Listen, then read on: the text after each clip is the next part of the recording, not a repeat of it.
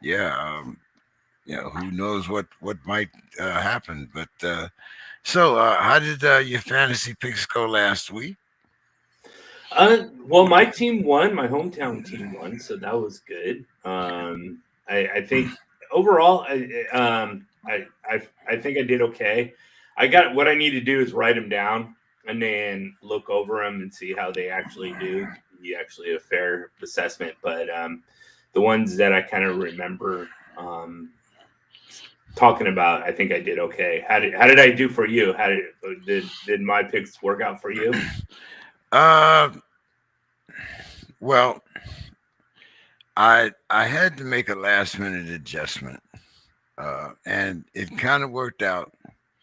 But I owe you an apology because I did talk very bad about Adam Thielen last week, and of Oh yeah. course, and of course, I did say, if I talked bad about him, you better start him. And I took my own advice. I did go back. I put him in my flex spot, and hey, look at there, So, 23 points. so yeah, so that kind of turned out. Now, you're also like Bill, one of the guys that goes in these dynasty leagues. Are there anybody? Is there anybody available out there now due to all of these injuries that we have, which some of which we'll probably go into later, but I, in some of those dynasty leagues, did we have to reach I think again? Dearness Johnson might be someone. I mean, he's definitely, as long as Chubb and Hunt are out, he might, he'll definitely get the looks. But as soon as one of those guys come back in, then he'll get regulated back to the bench. But if he goes somewhere, or I mean, like Mike Davis, right? Mike Davis bounced around from team to team to team. He's not doing so well this year, but finally got a shot. And Dearness Johnson might be one of those players that if you hang on to him, and us dynasty members and managers love to hang on to players because you just never know what's going to happen until they pretty much say retired, or you're pretty much like, okay, this guy's been in the league for 7 years and has not done anything. It's time to let him go. But we are very patient with our players, and Dearness Johnson played well last year in that one game. Wasn't really used much the next two games, and then this year he played well. So it's there. We can definitely see it. It's just whether he can consecutively put games together that will make him, a good player or not. Um, how are you feeling about your coach this week? Not so good. We lost Julian Blackman, who's our safety, and he is an amazing player. He covers the run very well. He makes great plays during the pass and covers very well. And he's one of our, you know, fire plugs. Someone that is going to just get in there and knock someone out.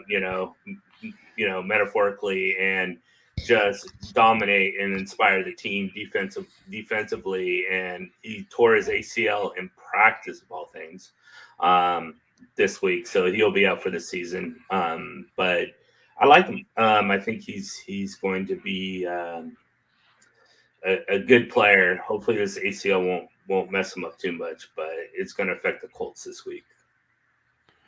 Um, Speaking of ACLs, I know it's a very hard thing to really diagnose, but it does seem to me, excuse me, except for exceptional players, um, that is something that's usually spells the end of a career, or at least shortens a career. And when you're talking about the skill positions, when you're facing a dynasty league, from what I'm understanding, you're also projecting what your team is going to be like in the future. Mhm.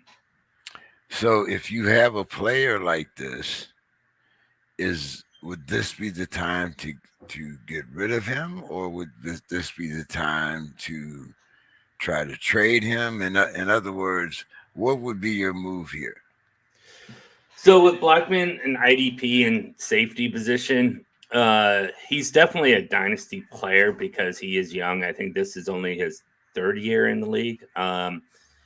But so break it down bit by bit. So free safety or safety position in IDP leagues or dynasty leagues or dynasty IDP leagues, they're not worth much because there's so many. They're like the kickers of regular fantasy football. So it's like, okay, so if you have Justin Tucker and Justin Tucker tears his ACL, yeah, he's done for the season, but there's not going to be a whole lot of people wanting Justin Tucker to be traded for. So unless you put some kind of package in there. So with with safety position DBs, those are the kickers and defenses of fantasy football.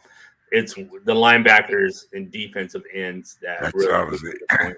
Yeah, so that's what I was going to say. It usually seems like IDP, you're playing linebackers or defensive linemen are more valuable, but there are some leagues where you can only start. You're limited, to how many defensive tackles, how right. many linemen you can put in, how many Mhm. linebackers. How do you adjust for that? So I think it all depends. Like in the leagues that I'm in, we have one defensive tackle, two defensive ends, uh, four linebackers, and two DBs and two safeties. So it all depends on sort of what you need out of your positional players. And like usually, I like to have three linebackers that are pretty good, and at least one defensive end that's pretty good to sort of carry the weight of another player. But yeah, that's how I kind of break it down.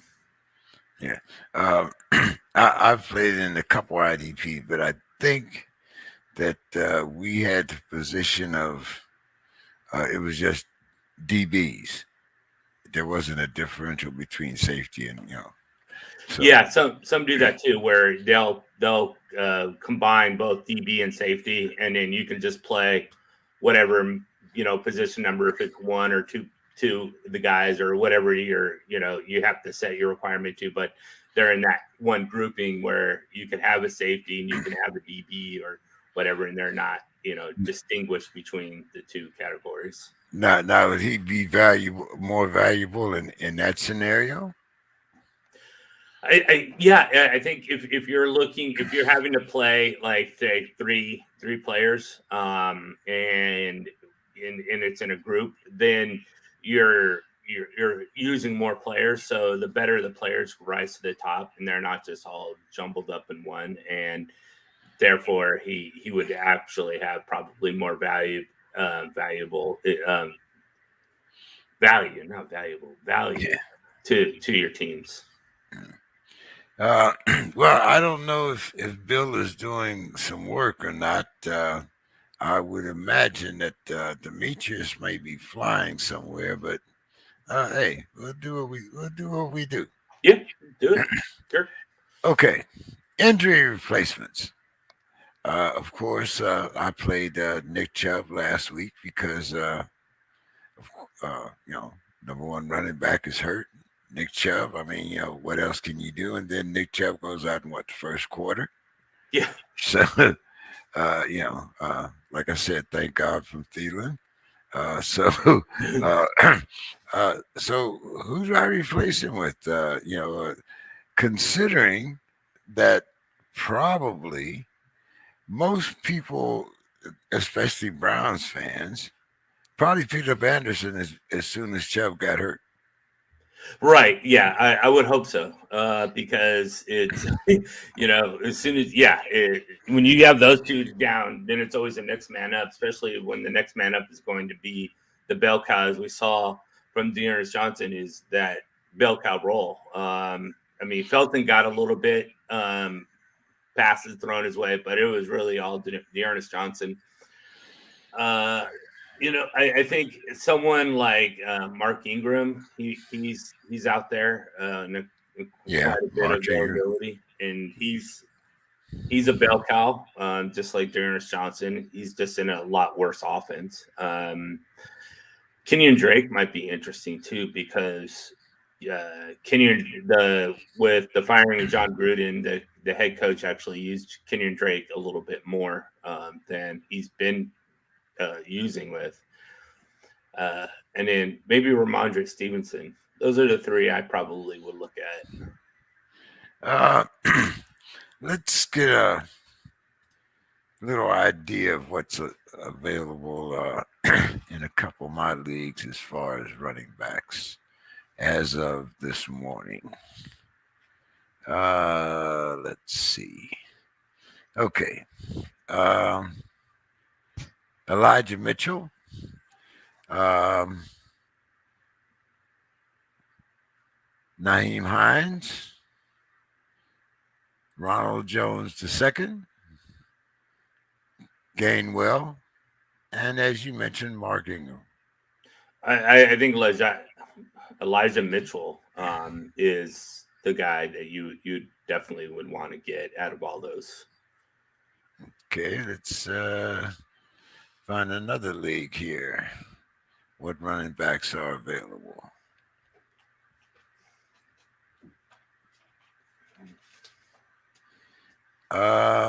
Let's see. Kenyon Drake, as you mentioned. Naheem Hines. Ronald Jones II. Trey Sermon. And as you mentioned again, Mark Ingram. I think it would either be between Ingram and Hines. I'd probably go Ingram here just because he's been the bell cow, where Hines is sort of disappointing. Carson Wentz hasn't really gone his direction at all, except for I think outside of one game. So I would go Ingram, but it's not really exciting by any means. Here's one that, talk about not exciting. Let's see. In this particular league, we have Ronald Jones, Trey Sermon, David Johnson, Gainwell, Mark Ingram, and Ramadi Stevenson. So if you're looking for someone who's not being active but has a ceiling, that would be Ramondre Stevenson, just because Damian Harris is in front of him, and Harris is the bell cow. So Ramondre Stevenson would have to leapfrog Harris, which is a possibility, but we just don't know yet as far as like this is going to happen. So the ceiling is there, but it may never be realized. And then Mark Ingram is someone that we know, but the floor and ceiling are pretty much right on top of each other, where it's not going to get any worse than what it is, and it's not going to get any better how it is. So what you see with Mark Ingram right now is what you're probably going to get at a weekly basis. Washington football team running back Antonio Gibson. Yes. Yeah. He has some shin injuries, and there's Bill. Hey, Bill. And we're just talking about Antonio Gibson, and so his shin and Mark Ingram before that, I heard. Yeah, Mark Ingram. And then so JD McKissick might be valuable, really valuable right now, because I don't know how much work Antonio Gibson is going to get with that injury. Right. JD McKissick is essentially a poor man's Cordell Patterson at this point. Which is a phrase I never thought I'd be using. You're right. Okay, Bill, why don't you give us three examples of backs that are available in your league to replace Antonio I Gibson. play in really deep leagues, but let me see. I only want three. Right. No. 3 is not the issue. I mean, they're going to be like a who's who of who. They live Chris in the land of Evans. Whoville. Chris Evans has been sort of a hot. That gives you an idea of what we're talking about. Been sort of a hot name of late in some of the leagues that I play in.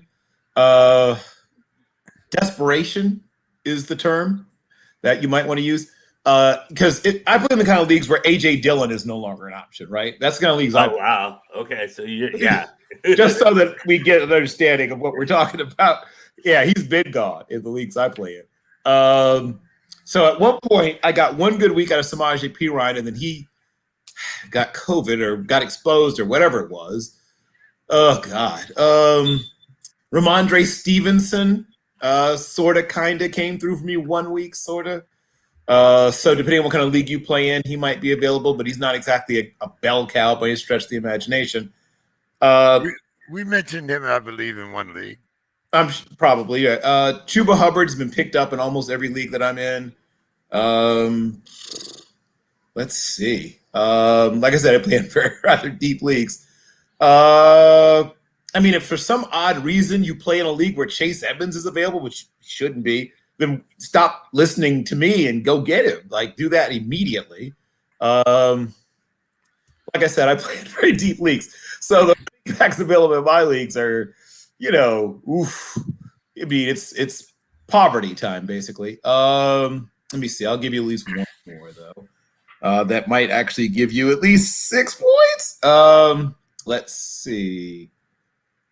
The biggest pickup I've had so far in any of my leagues, I picked up Khalil Herbert early, like before it was nice. become the guy, and just sort of speculative, right? And if it didn't work out, I'd drop him and move on.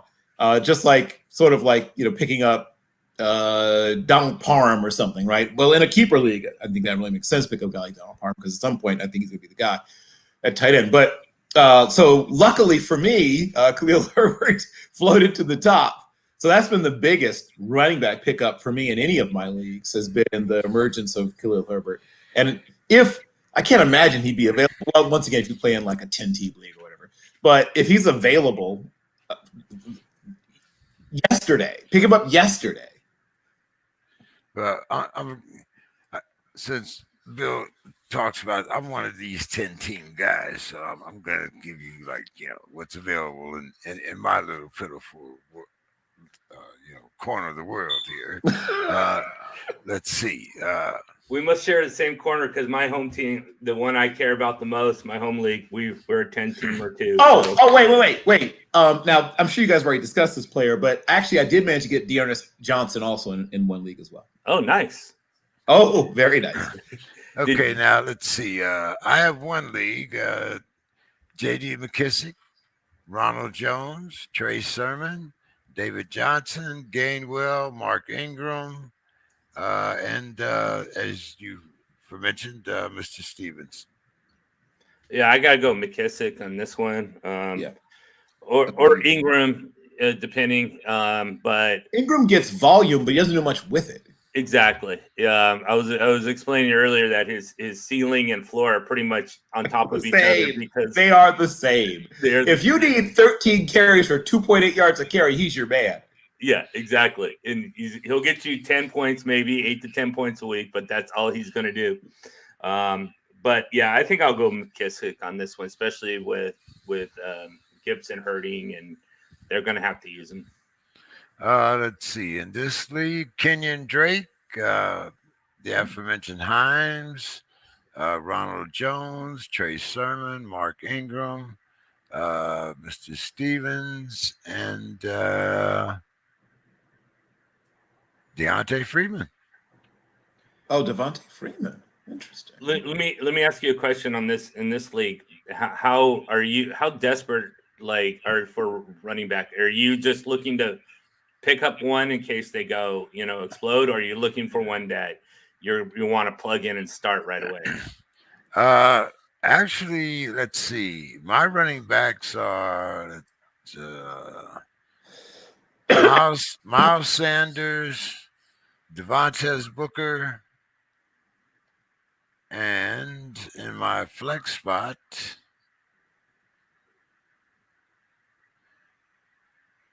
I have a wide receiver, right? Because all my Eckler's on a bye, Josh Allen's on a bye, Claypool's on a bye, Mike Williams is on a bye, Sanders is on a bye. So, all right.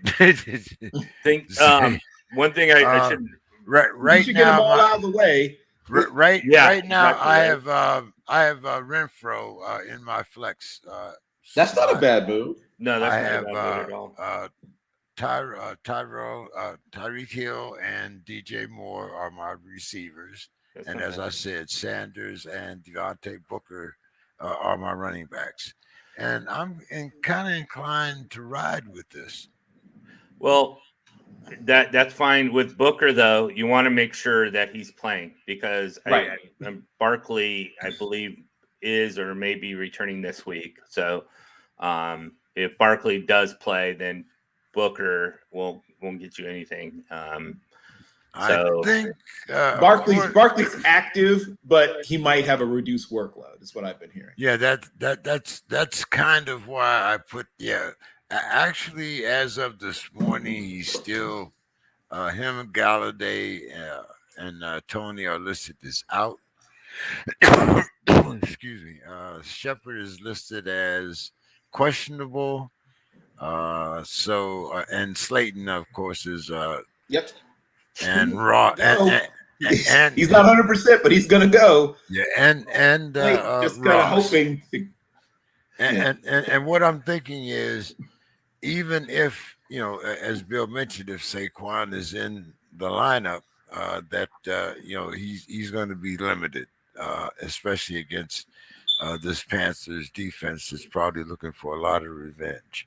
Uh, so a hurt running back, I'm kind of skeptical about playing. The same for Darius Slayton. Um, he's not really dependable for a whole lot of points. So right. I mean, and with uh, Renfro or Slayton, I have to go with Renfro. Oh, if those are your choices, then Yeah, for sure. Stable. I would probably pick up Mark Ingram and put him in for Devontae Booker is probably what I would do. Okay, all right. Let's So- see. Go ahead, Bill. I just have a quick running back question. Once again, as will become very clear, I play in deep leagues.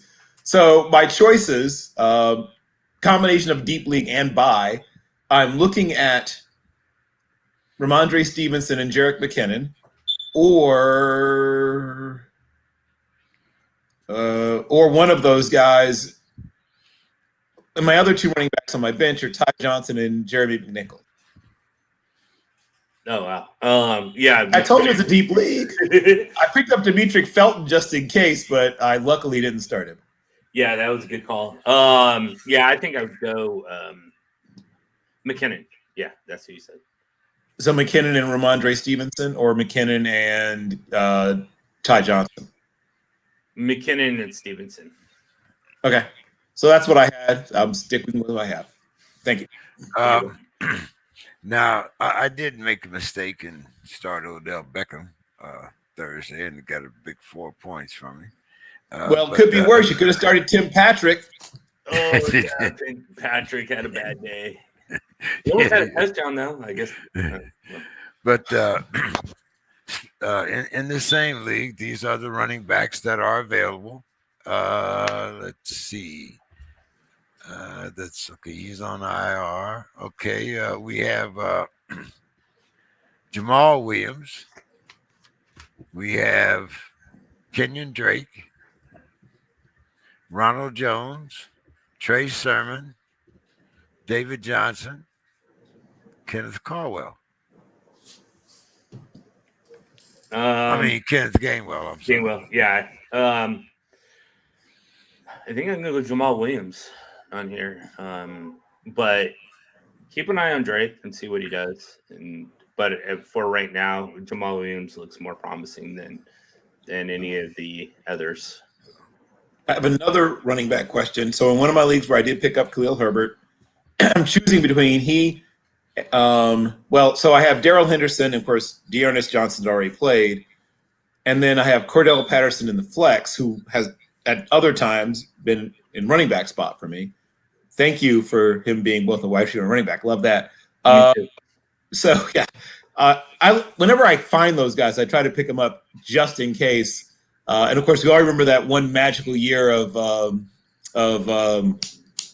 what's his name down with the Saints, Taysom Hill, before they reclassified him as quarterback only.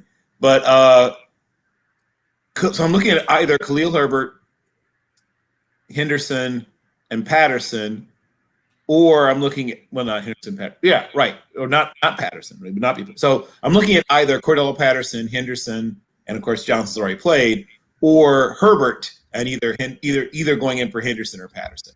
What do you think's the move there? I think Henderson is probably the play. That's where I am right now. Yeah, I agree with that one. Okay. Thanks, sir. Oh, you're welcome. We talked a little bit about Saquon Barkley, but anybody that you would necessarily pick in some of your leagues there, Mike, to replace Saquon? Why don't you give us examples of some of the guys that are available in your leagues? Let's see. I'd actually have to bring it up in.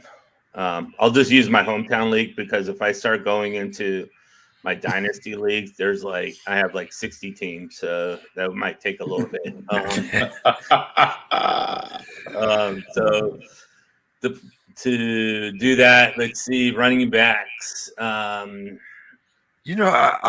thought I was a glutton for punishment when I played in 100 leagues one year.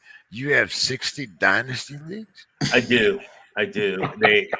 They continue to add and add and add and add, and yeah, it's a lot. Wow, I actually have more on here than I actually thought as far as so in my league, and again, this is a 10-team leaguer, so Devontae Freeman, Dearness Johnson, Khalil Herbert, all should be picked up by now as running backs. Those are the top 3 guys I would say definitely go out and get. Okay. Let's talk a little bit about wide receivers. Can I ask a quick flex question before we do that? Sure. Actually, these are wide receivers, so I guess it plays into this. I mean, it's in the flex, but they are all wide receivers. So I had Kadarius Toney in my flex and obviously had to pull him. Yeah. Right. And Emmanuel Sanders on a bye, who'd been my flex also previously. Mm-hmm. So now I'm looking at either AJ Green or Christian Kirk or, Chris Carson's hurt, Schultz on a bye, and they haven't activated Michael Thomas yet. So that's it. We're looking at either Christian Kirk or AJ Green. Or Jameson Crowder. One of those. Crowder. That's a tough one too. But Crowder, yeah, he doesn't. What are you, as far as, I don't know why I keep getting echo. What as far as your roster is constructed, are you looking for someone with a safe floor or someone that could explode? Well, let's see. What is my record in this league? I mean, I'm usually pretty willing to roll the dice if a guy has a real chance to pop. So the rest of my lineup is Derek Carr, Aaron Jones, Jibba Hubbard, Devontae Adams, DJ Moore, Hunter Henry, and then the flex, which is once again either Jameson Crowder, AJ Green, or Christian. So if you're looking for some pop, I'd go Christian Kirk. AJ Green had his week last week, and they are just pretty much rotating these wide receivers.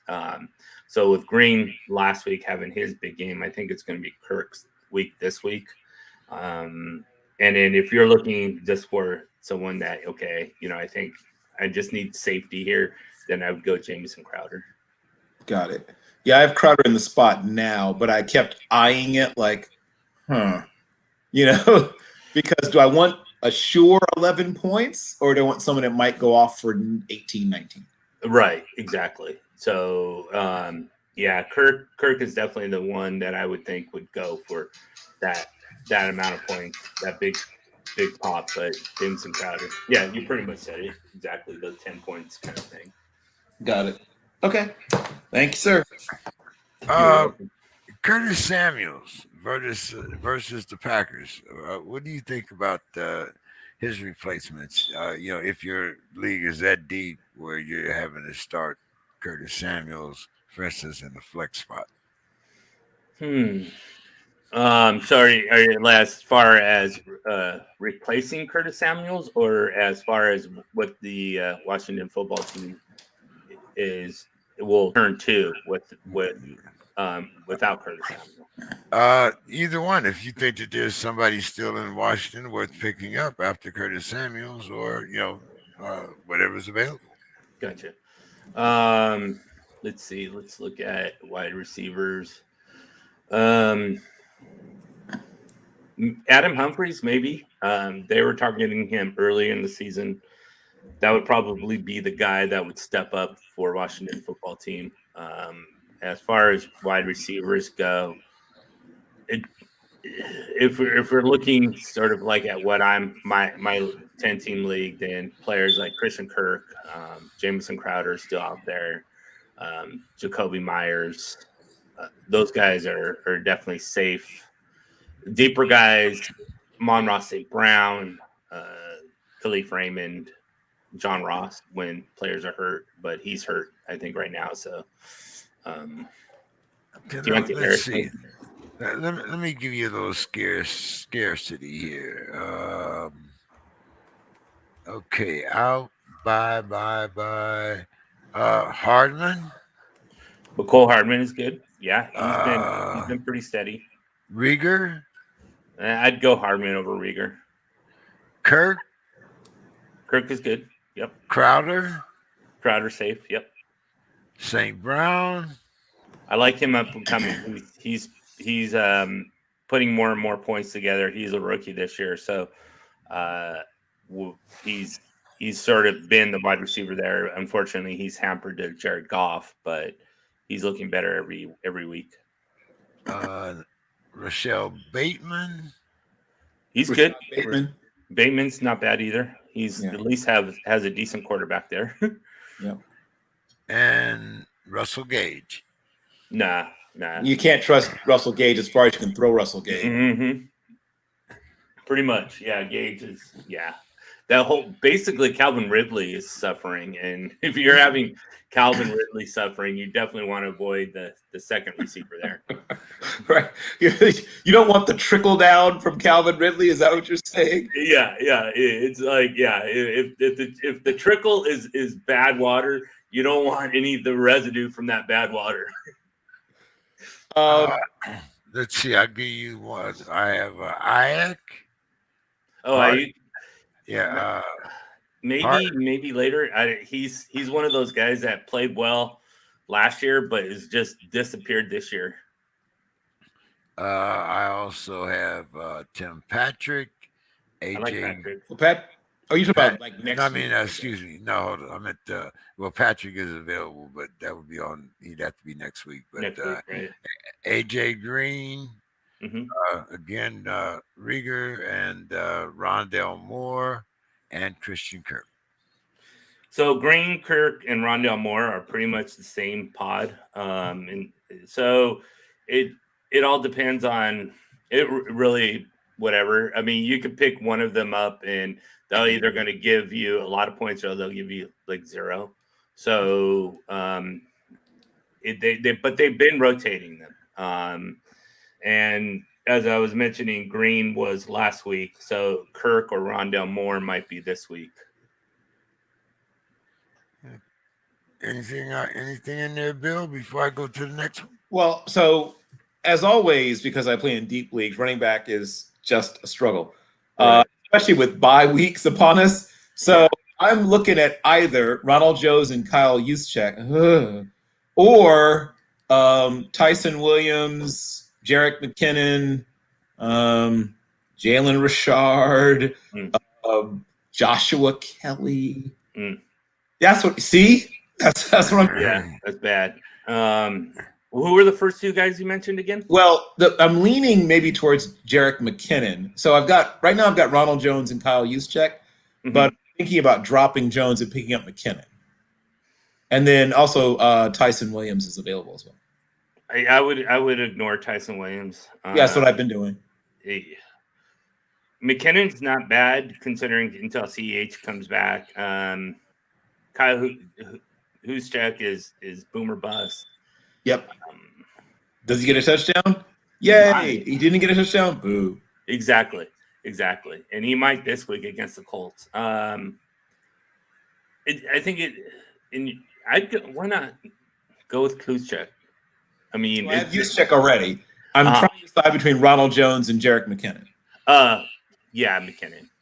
Okay, that's what I thought. What about the Fins wide receiver Devontae Parker? Anybody know what the hell is going on with Fuller? He's hurt. Yeah. Oh, you don't. Well, I mean, is he hurt? Or is he? I mean, we haven't. What did he do to get hurt? I mean, oh wow! Woo! Yeah, I mean, did he walk across the practice field and slip at a gopher hole? I mean, if my memory serves, he has both a shoulder and hamstring. If memory serves correctly. Well, I know. Well, the reason I'm saying is because even when he was active, he still wasn't productive. That's the reason I'm saying that. But, right. Because I mean, on paper, he is supposed to be the Dolphins' leading wide receiver. Oh no! No one who knew anything about him would have believed that. I shouldn't say that. I mean, we've been hearing this about Devontae Parker since he came out of Louisville, right? He's going to someday be a right. That's what I'm saying. But my point is, it never happened. Like at some point, you have to stop believing that. Parker had that one good year. What was it? 2 years ago. Yep. Yeah. But he wasn't wide receiver 1, or he wasn't supposed to be. He was like 2, 3, and what? I'm sure what happened. And so he kind of snuck up on people. Did somebody get hurt, or was there a midseason trade? Something happened where he suddenly got elevated. Well, he just got elevated because Fitzpatrick came in and targeted him like crazy. And there it is. That's what it was. Yeah, Thank you. Yeah. He started throwing the ball deep. Yes, there it is. That's what happened. Yeah. And then as soon as he left, then Parker went back to Parker. Went back to exactly. Give me some alternatives here. For a wide receiver, sure. Jacoby Myers. Even though Tim Patrick played, I still think he has some value, but you might want to wait until Jerry Jeudy. I know Jerry Judy's on the cusp of coming back, so you might want to wait to see what's going on there. I've been waiting long enough. Yeah, he's definitely he's got to be coming back soon, I would imagine. Jarvis Landry, maybe if he's still out there, it would be kind of surprising if he was, but the Crowders, the Myers, the Moonies, those kind of guys. Let's see. Who do I have available here? Find one of these. Okay. I mean, even Khalif Raymond. Khalif Raymond's a good call. Yeah. Okay. Here's a team that's 3-3, and I want to get them out of the. Okay. My wide receivers are, of course, Devontae Parker, Hunter Renfrow. My running backs are Aaron Jones, DeAndre Swift, and I have Johnson in my flex spot. Now, my wide receivers that would be available in this particular league are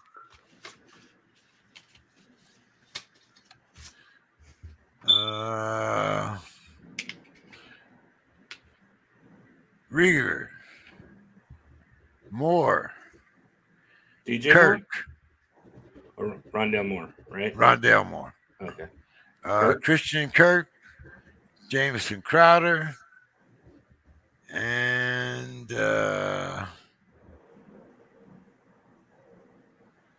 Nelson Aguilar. And I also have Rashid Bateman.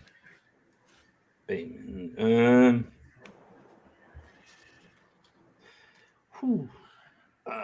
I would either go Moore, Kirk, or Bateman. Either one of those three. If you're looking for this week only, I would go Kirk. If you're looking for feature, then Bateman. I'm looking for a guy that can confirm that he replaced Fuller.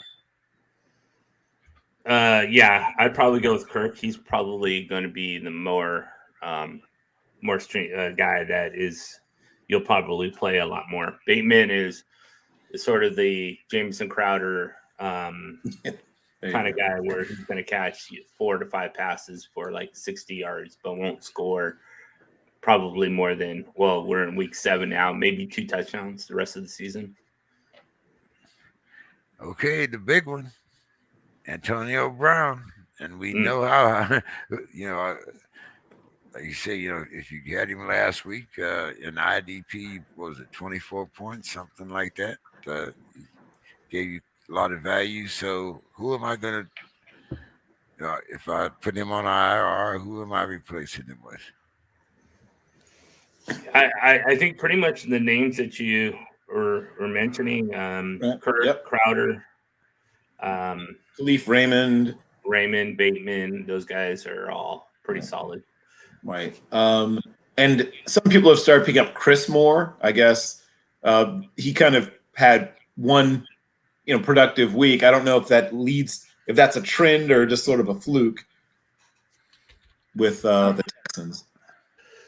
That's probably more a fluke because I think Nico Collins, if we're looking at that situation, then it's Nico Collins I would have more faith in as the second receiver behind Brandon Cooks and Chris Moore. Got it. Who shouldn't we start this week? Ooh, that's a good question. It's really difficult because we're such in an odd spot where there's so many players that are on bye weeks that we are starting sort of like the fourth wide receiver. Like Amon Ra was something that I considered starting just because it's you have injuries and you have bye weeks, and the bye weeks this week are insane. So it's I've got 2 players available on my bench because of the bye week. But I'll give you a couple examples here. And Demetrius is stuck in the airport in Phillies, but I'm going to start off with Matt Stafford against his old team, the Rams. Do I start him or do I sit him? I would start Matt Stafford for sure. Aaron Donald says that's a risk. I'm just saying that's the headlines. I'm sure Aaron Donald would love to get after. Well, Matt Stafford plays for the Rams. So it's Jared Goff who decided to pop off. Who decided to pop off? That's a slightly different deal. Yeah. But I would not start Jared Goff. Let me go back to your IDP, Aaron Donald. I know he's a stardom every week, but is he? He's disruptive as far as a player, but is he really getting you fantasy points? He's sort of been trailing what he normally does. Like last year, he was just insane and getting a hell lot of points. This year, he's sort of trailed off a little bit, and I don't know if it's just because every team that is focusing or playing against him are putting 2 or 3 linemen on him, so he doesn't get anywhere. So all the other players are getting the points.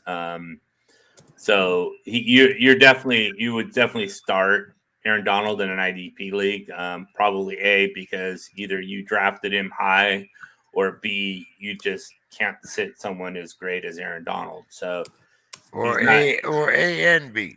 Or A and B, exactly. And so it's definitely one of those where he's an automatic start. Bill, you got any IDP questions or? Well, I'm actually this year. I don't think I'm in an IDP league, but the last time I was in one, which was a couple of years ago, I wouldn't say so much lucky, but I got fortunate. Um, I grabbed Fred Warner and he went nuts. So that was nice. But what I will definitely say, and of course, not every IDP league scores the same way, Sure. but it helps if you have a good idea of how defenses force certain things, right? So there are defenses that want to force almost every run towards the middle of the field, right? Because the theory is that that's where your help comes from, et cetera. There are a few defenses that set a hard edge and then want to bring up, the help from the secondary. And there's a few that even play outside in, though that's more rare, and they sort of hope they can force you to the sidelines. Knowing what that defense likes to do lets you know, should I pick up a Will linebacker or a Mike linebacker? Lets you know if I should pick up a corner versus a safety. Because you're getting points for tackles. And in some, particular defenses, it doesn't make sense to pick up a corner unless they're going to get a gazillion interceptions, because teams that are man all the time, their corners don't tend to get many tackles unless they're just super active. Guys are just incredibly aggressive. But a lot of man corners will, sometimes go a whole game without getting a tackle. So it is important to know what that defense does, and of course how your particular league scores. Sometimes the bump up or bonus you get for turnovers can make up for the loss in points you might get from. So if you did have, say, Trevon Diggs or something like that, his lack of tackling, and he does a decent job of tackling, but he's not a guy who's going to rack up a bunch of tackles because of the way he plays. But he's going to make up for it by getting you an interception a game or so. But yeah, obviously, if you're looking at linemen, then you're looking either at tackles for loss, sacks, and possibly even forced fumbles. Once again, depending upon how your league is scored. I just always look at past experience, like who's been the person that's generated consistently over a 3-year period the most in those areas, and then I just prioritize that person over. I don't know how other people do it. I guess some people go with feel or whatever. I don't know. I don't know how people, but I like to sort of say over the past 3 years, who have been the top 5, the top 4, the top whatever in generating these types of statistics, and I stack them. When I stack my board. Gentlemen, that brings to mind another question. If you're playing in an IDP league, when do you start drafting IDPs? Mm-hmm. It's a good question. Well, in those type of leagues, I usually start around round 4, if not round 5. Just depending on the field of the league. So usually around 4 or 5 or 6 is going to be the first defensive lineman or linebacker, Darius Leonard, or who is going to go off the board. So those are the 3 rounds that you can kind of project that you should start looking at your choosing an IDP player. Now, that kind of seems to be the opposite of a standard league where usually, like around 4, you're trying to get your quarterback. Mm-hmm. So, are you saying that in an IDP league that IDPs are more valuable than QBs? No. Well, it depends on if the first quarterback's available, then you're definitely not choosing a defensive player there. So it all depends on what leagues you're in and how your points are formed. But if you're trying to decide on between a quarterback and a defensive player, you definitely want to go with your top quarterback. Well, okay. Let's give you an example here. Round 4, you're pick number 8. You have a choice between Teddy Bridgewater and Aaron Donald. I'll go Aaron Donald for sure. Yeah. Okay. Let's get back to stardom and sit him here. What about Jimmy Garoppolo against your Colts?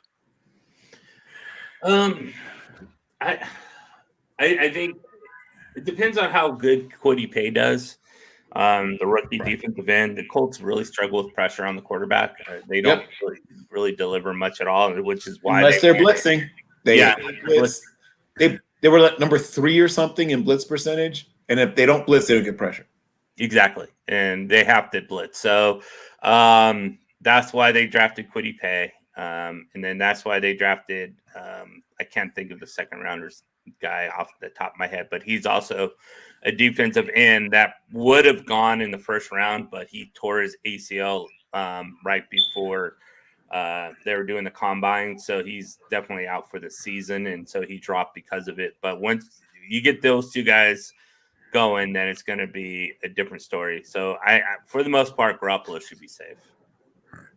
Um, there's a couple of firsts in this game here that I'm going to mention. That I believe that Bill, you might I might want to check your statistics here, but isn't this the furthest age disparity between quarterbacks, Justin Fields and Yeah, Tom Tom Brady? Brady. Yeah, it And is a new record. Yes. To put it in perspective, when Tom Brady took his first college start, Justin Fields was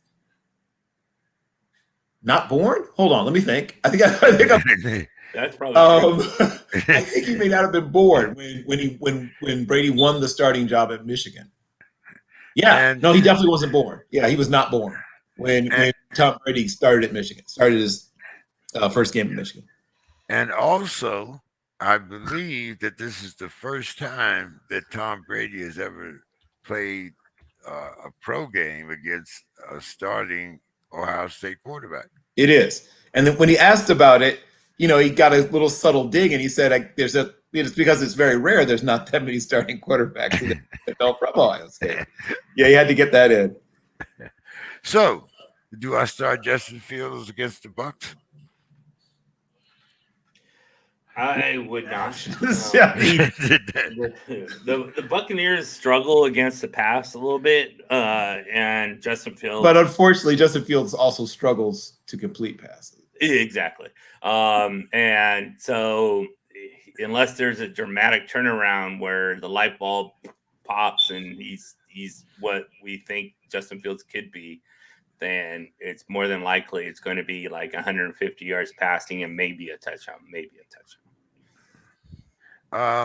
And this next running back is strictly by attrition, the battle of attrition at the Ravens. Devontae Freeman started against the Bungles. I mean the Bengals.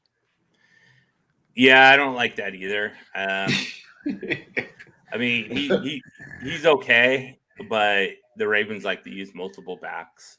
Right. So you have Le'Veon Bell that's going to be there, and then you have who else is involved in that offense? Is Jerick McKinnon just wandering around available in that league that you're in? No. Oh, all right then.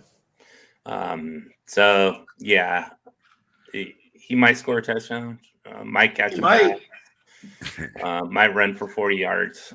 So I think the most you're going to get out of Freeman is 10 points, 11 points.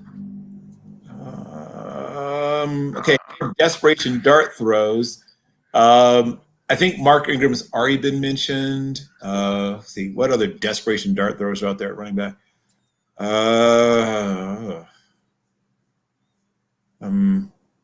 I mean, I play in leagues where there's a lot of at running back, so I'm used to it. I've leaned into it apparently, but yeah, if there's not much out there, I think I asked already about. Wait, is Naeem Hines for some reason available in that league? Probably not. I'm guessing.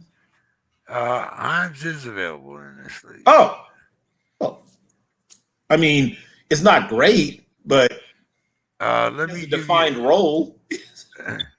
Let's see. Let's give you an example. Okay. Kenyon Drake, J.D. McKissick, Naeem Hines, Sony Michelle, Trey Sermon, Gainwell, and Ingram. Is that McKissick to you, Mike? Yes. Yeah, there you go. Okay, let's see. Oh, Sony Michelle. Is he a start? Not if Darrell Henderson is active. Yeah. I think Henderson's going to dominate this. Not dominate, but 50+%, 60 something ish percent, 65% probably of the running back snaps. Yeah, 65. Yeah, 65, 70. Michelle might get like a sneaky touchdown in there where Right. Darrell He's Henderson. good for that. Yeah. He's good for, three receptions, 8 carries, and then hey, who knew, touchdown in garbage time. Exactly. Yeah. Any starting with systems for you, Bill? Well, always. Let's see. I guess why not start in the league where I'm practically dead and work forward? Let's see. Actually, I'm not dead, but I'm definitely limping. What's your record? 2-4. You're okay. You're still okay. Oh, I love you, Mike. I love you too. Luckily, I did not start Tim Patrick in this league like I did in another league. Maybe I should have started Melvin. Well, he didn't go off, but he slightly outperformed. But I've got Joe Burrow, DJ Moore, Sterling Shepard. I mean, he's questionable. We'll see what happens there. If I have to pull him, my other options are I could move Brandon Cooks up from my flex. Oh, now I've got a bunch of people on buys. And Tim Patrick, I didn't. Woo! Okay, so I could swap T. Higgins in for either Shepard or Cooks. Well, I mean, I'm just shuffling people around at that point. One's the flex, and then one of them's my wide receiver too. Jonathan Taylor, I'm hoping, has a really good day at the office. I got Joe Mixon, T.J. Hawkinson, giving him one more week. Come on, T.J. Yeah. And then after that, I'm hitting the waiver wire for a tight end. But come on, T.J. We believe in you. Like I said, Brandon Cooks right now is in the flex, and then my bench is a bunch of guys on buys, Tim Patrick, who's already played, and the lone surviving non-played, non-buyed guy is T. Higgins. Well, if you can get Higgins in there, that'd be excellent. If not, then I think you're pretty. Oh, I can. I mean, I can swap out Shepard for Higgins, or I can swap out Cooks for Higgins. Yeah, I would do either one of those. But yeah, get Shepard out, and however you want to mix and match that's perfectly fine. Okay, so I guess get Shepard out. Cooks up to wide receiver 2, and that makes T. Higgins my flex. I thought about putting Melvin Gordon in there, and now maybe I should. Whatever, we'll see. Okay, thank you, sir. You're welcome. Any tight ends? Other than Chelsea, but I'm actually talking about Tunyon here. Does he still have value? No. Tunyon is dead. Oh, and I picked him up in so many leagues, Mike. So many leagues. Yeah, unfortunately. Oh, R.I.P. My God, why? Not even in the tired game Thursday night, Mike. I mean, Green Bay's playing Sunday and turning right back around and playing Thursday, right? Isn't it Green Bay against the Cardinals Thursday? I'm not for sure, but yeah, he's just he was pretty much touchdown dependent last year. That's where he got all his numbers. He caught, I think, 11 touchdowns. But now, without the touchdowns, you just can't trust him. So, and he hasn't shown up. So you might as well just roll the dice with somebody else,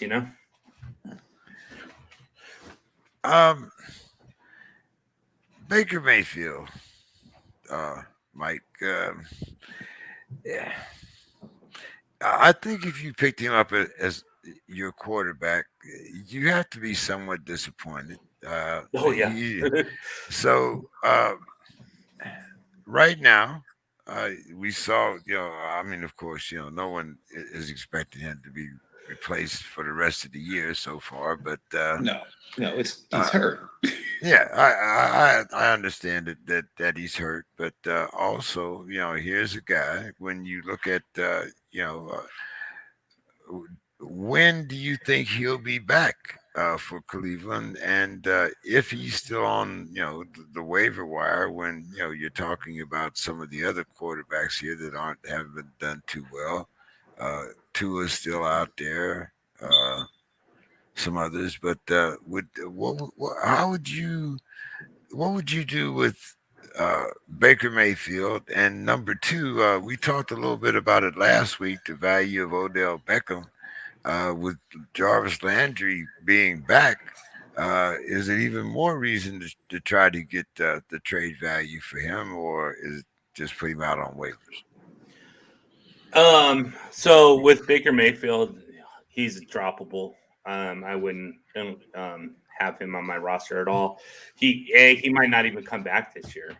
There's talk where he might not even return, and even if he does, he's playing with a stitched up arm kind of thing, and he hasn't been good this year at all. So he hasn't even been good Look, prior. man, I got Big Ben as my quarterback. I don't want to hear no excuses. I'm Big Ben has a stitched up elbow though. So. Yeah, I mean, hey, I'm dealing with a bad pec here. Come on, and a bad pec. That's true too. So yeah, I think Mayfield is definitely droppable.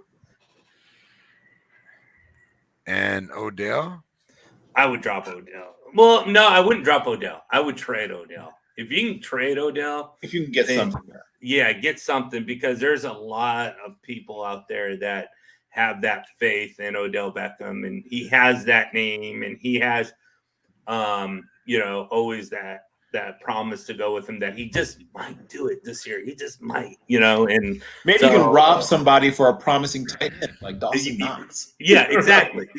Where you're just like, okay, Dawson Knox, he's having a good year, but they got a lot of weapons there, so I don't know. I'd rather get Odell Beckham and that kind of thing, and so yeah, I would try to trade Odell Beckham before you're dropping him, but I would only drop him if there's like something valuable in return, because he's still going to get you points on a weekly basis. It's just not going to be the Odell Beckham that we knew with the Giants and those kind of things. It's just not going to happen in that. Right. Offense. Now, what would be better for you is to wait for him to have that one big game. Exactly. Right. He has a 19.7 point game where he has 13 catches, 100 and whatever yards, and a couple of touchdowns. And now you're like, see, I told you it's Odell. It's Odell. Now you make that trade offer, right? Yep. And then you rob somebody. Exactly. All right. Let's. What about IDP? Clowney. Yeah, I don't. Clowney is very one of those guys that is. I think he's part time. Let's see where JD. Yeah, he's on a quote unquote pitch count because he has bone spurs and a slightly degenerative condition in one of his knees. Oh, Jesus. He doesn't play a lot of snaps, but he's very productive in the snaps he plays. Yeah, right now he's 17th defensive end in points produced. So he's like your backup defensive end if you have a two defensive end starting lineup or that kind of thing. Or if you only have one, then he would be a solid backup kind of guy.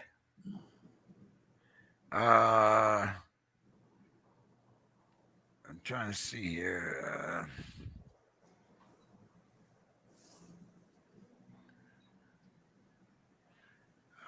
What about Tay Crowder in the IDP league? Crowder, what position does he play? I'm not familiar with him. The Giants. He's a Oh, linebacker. Yeah. Let's see, where is he at? So Crowder is, yeah, he's not in the top 32. Bud Dupree. But Dupree, but Dupree's not too bad. I think he's sort of fallen off a little bit.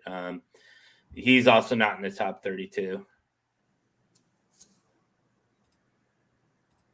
I'm looking at some of these questionable guys here. That's why I'm.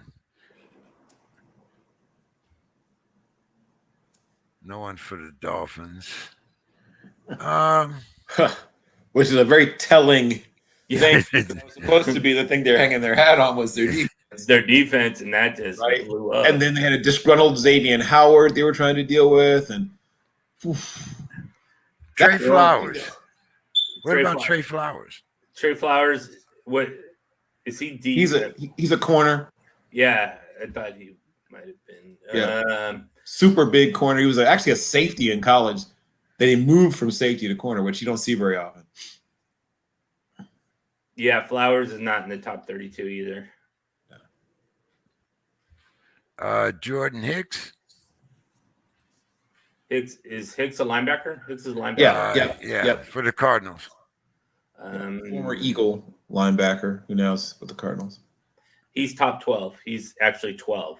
Yeah, he's a really active, smart guy.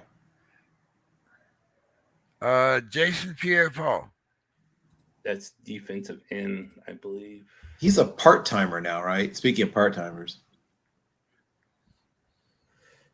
Yeah, unless he's listed as a defensive tackle, he's not in the top 30. He might be listed as a linebacker. Or a linebacker. But he's a part-time player now.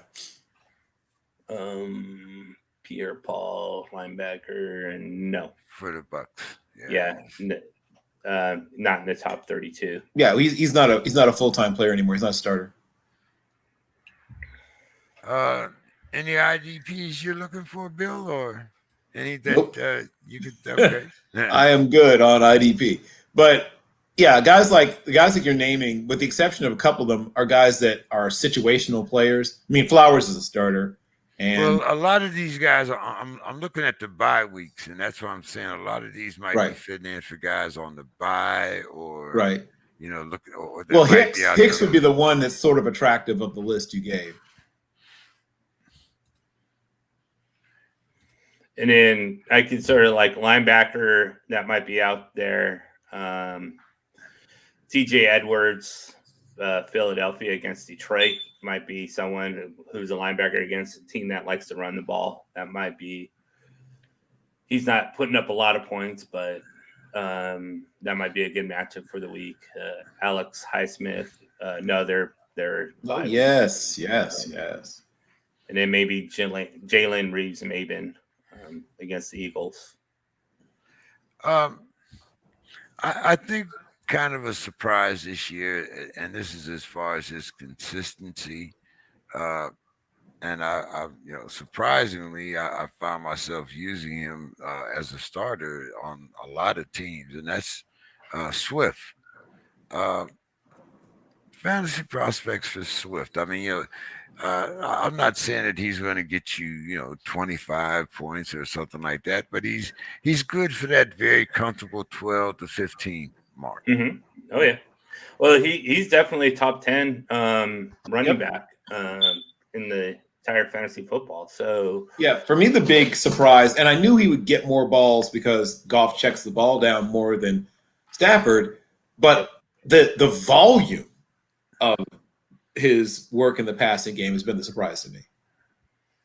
Yeah, he's and then I think that's one of the reasons why they really don't have much of anything at wide receiver is because they're like, okay, well, Jared Goff can check the ball down. DeAndre Swift can catch the ball and is an excellent receiver out of the backfield. Jamal Williams is a very good, capable pass catcher. Why do we need all these guys? And then we have TJ Hawkinson. So why do we need, Brashard Perriman or anybody else that is anybody? We'll just chuck down the whole entire game and get all three of these guys involved. Yeah. I'm thinking about slapping another nickname since the Spanish Cole Beasley went so well. I'm really considering trying to make Khalif Raymond young. What's his name? We just talked about the Jets. Jamison Crowder, young Jamison Crowder. I'm about to make him young Jamison Crowder.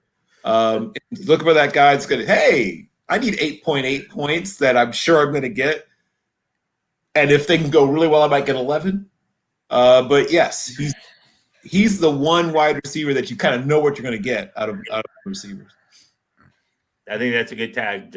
Yeah, Jamison Crowder definitely is sort of that veteran of that group of Jacoby Myers and Hunter Renfrow and probably Amon-Ra St. Brown coming up. Khalif one day he'll be there. One day he's still a Padawan, but yes, one day he will grow into that role. Yeah, exactly. There's just that group of guys that, as you mentioned, will steadily get you 10, and then on a fantastic day, get you 11. Everyone has just left the show looking for what the word Padawan means. So let's start with our predictions, guys. And as always, I start with the Thursday night game because we're not going to be here next Thursday to make the prediction. At least Mike isn't. And so I always like to try to give Mike an extra chance to stick a foot in his mouth. No. So let's start with the Thursday night game. Green Bay at Arizona. Oof. That's an exciting game to look forward to. I think I'm going to go Green Bay in this one. And then as far as fantasy guys, of course, Aaron Rodgers, Aaron Jones, Devontae Adams, the Cardinals, Kyler Murray, and then DeAndre Hopkins. And that's it, really. The rest of the guys are flex at best. Is DeAndre Hopkins really that consistent? Yes. When he's healthy, and he's healthy now, he's really, he's very. When he's healthy, he's DeAndre Hopkins. I mean, yes. Like that's something you don't turn down. Yeah, he's pretty amazing. Yeah. Okay, let's start with Sunday morning games. And once again, it's Green Bay at 10 o'clock out here. Washington versus Green Bay. Oh, we didn't get Bill's prediction for the game. Oh, I'm sorry. Go ahead, Bill. I'm going to agree. I hate when this happens, but yes, I'm in agreement. I think that there's going to be. Okay, we just got finished dumping on Robert Tonyan, but if there's going to be a week, a game, and once again, if you're trying to desperately unload him and get something back, this might be the game for you, ladies and gentlemen. I believe that they are going to roll so much attention to Devontae Adams and Aaron Jones sort of secondarily that this finally is the week in sort of a shootout kind of game where Robert Tonyan breaks out. I'm still only talking about like 4 or 5 catches, but I think there's a touchdown somewhere in the mix. And this might be your opportunity to sell high on him. I think Aaron Jones has a really good day at the office. And I think both teams' offenses will be able to move the ball. But I just have this feeling that Green Bay's defense, Green Bay's much maligned and sometimes very correctly maligned defense, makes 1 or 2 plays, maybe even on special teams, but makes 1 or 2 plays in critical junctures that set up a close, 31-33 kind of win for Green Bay. And also, like you said, mentioned in the bye week, I don't know a lot of people that have picked up 2 defenses, but I'm not sure right now in week 7. Like I said, I play my defense kind of week to week, depending upon their opponent. Mike, is that a safe strategy? Sure. A lot of people actually do that.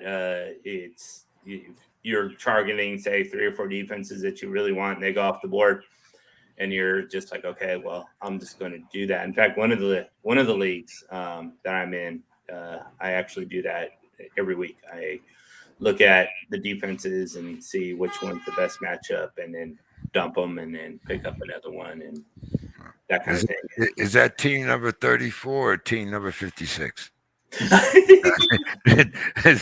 uh, just messing with you, Mike. 60. No, it's good. 60. I mean, I'm still trying to get my head wrapped around 60 dynasty teams. I have 3 dynasty leagues, and my brain is this close to melting. I have no idea. Well, if you count the college one, I guess it's 4. So I guess I have 4 if you count the college one. But yeah, my brain's this close to melting. I don't know how he's. It's a lot of spreadsheets. I have multiple spreadsheets to organize, and then I have to set aside 2 days a week where I'm diligently, and it's just like I don't every year while I'm doing it. Like now, I'm just like, why am I in so many leagues? I don't understand so much work. Do you get a chance to look at the injury report on Friday? I mean, today's Saturday. And I'm sure it's changed since Wednesday in at least a few of your leagues. How do you manage the injury report? So luckily, they have the leagues I'm in have the injury destination tags tied to them. So they'll have an O if they're out or Q if they're questionable. So luckily, I don't have to research each and every individual player to see what they are and how that injury status is. So thankfully they have that tag applied to each of my team or all the teams basically. But yeah. Hey, Bill, I mean, I think you're old enough to remember, Bill. You remember when we used to have punch cards? Yes, I do remember punch cards. Can you imagine the program that Mike would be carrying around? Have to be feeding into the right. Yes. Punch card. Why am I not knowing punch card? I'm not that much. Because by the time you knew what computers were, they didn't need punch cards anymore. But my mother actually took a computing class, and she used to have like a shoebox full of punch cards. Yeah. Oh, okay. Yeah. I see them. Yeah, I never used them, but I am familiar with them. No way you could have used them. Okay. Now that we've all shown that we're beyond our grandfather's age. Kansas City against Tennessee, Mike. Oh, that should be another good one. A great game. I'm hoping it's another early morning game. It'll be on CBS. Tickets start as low as $116. Whew. Well, what are we doing? Grab it for us. I'll pay you. I'll Venmo you. Derrick Henry should run for like 5,000 yards in this game. So you definitely want Henry, AJ Brown. And then Mike, you sound like a used car salesman now. You've been trying to sell me AJ Brown. I have every week. I say AJ Brown, and every week he's like a goose egg. I'll tell you what. You AJ Brown. Don't answer yet. Look at this set of steak knives I'll throw in. Yeah, you'll get additional steak knives with all your purchases. And then for the Chiefs, Patrick Mahomes, of course, Tyreek Hill, Travis Kelce. And then I think the Chiefs win this game. I think with Titans coming off that big, huge victory against the Buffalo Bills last week, they're probably in for a little letdown against the Chiefs. Bill? I don't think it's so much a letdown. I think the Chiefs are finally starting to get right. I think that's what it was going to be. I think the Titans are going to play very well, actually. I think they're trying to show people that wasn't a fluke. And I got that one. Like I didn't think, how do I put this? I thought that the Bills wouldn't cover. I was far to say I thought the Bills would lose. But I thought the Bills wouldn't cover. I thought people were completely underestimating the Titans. And for some reason, some people are continuing to underestimate the Titans. But I think that'll be a really good game. But I don't think it's going to be a matter of the Titans not playing well. I think they're playing extremely well. I just think the Chiefs are starting to get right. It's starting to sync up and lock in. And, I mean, I hate to say this, but I know we live in an age of short memories, but do people remember what it looked like when the Chiefs are right? Do people still remember what that looks like? Yeah, right. I Exactly. mean, when the Chiefs are right, it sometimes it doesn't matter what the other team does. Doesn't. Right? I mean, that's the thing. That's the frightening, the terrifying thing is when the Chiefs are right, you could be remember how great the Rams were that night playing against the Chiefs in Mexico? The Rams were amazing. They would have beaten every other team in football that night except one. So they won't be that good. They're not quite there yet, but I think they're starting to get closer to being that team again. And I think that started last week, and I think it's going to continue moving upward in terms of the Chiefs looking better and better each week. Here's a game that's much closer to my pocketbook. Tickets start as low as $9. Yeah, this one's going to be really cheap. Yeah, Atlanta at Miami. Oh, we go from such a great game to just. Who wants to lose this game more? More, right? Exactly. Okay, Calvin Ridley. I'm just like searching my head for who to even start in this game. I think you have to start Calvin Ridley, of course, and then Kyle Pitts. The Dolphins, Mike Gesicki, maybe Jalen Waddle. That's about it. No Iceman? Nah. I mean, okay, with this bye weeks, it depends on what you have, right? I think Right. Matt Ryan against the Dolphins makes an okay matchup, but it all depends on what your roster is looking at. So I think Matt Ryan will finish in the top 14 or 15, just given to the fact that this bye week is hell. And the winner... Consider, I mean, the bye week, one time thing. He might be your second quarterback that you picked up just for that 1 week, and like you say, with all the buys, what do you project Matty Ice for? I think he's probably a QB 14, 15 this week. So not spectacular, but not bad either. He's someone you can start with There you go. And be okay with, just because, as you mentioned, with the bye weeks and stuff like that. Right. If you have Allen at quarterback and you're like, oh, crud, and you pick up Matty Ice, he's not going to lose you this fantasy week. Right. Exactly. And I don't know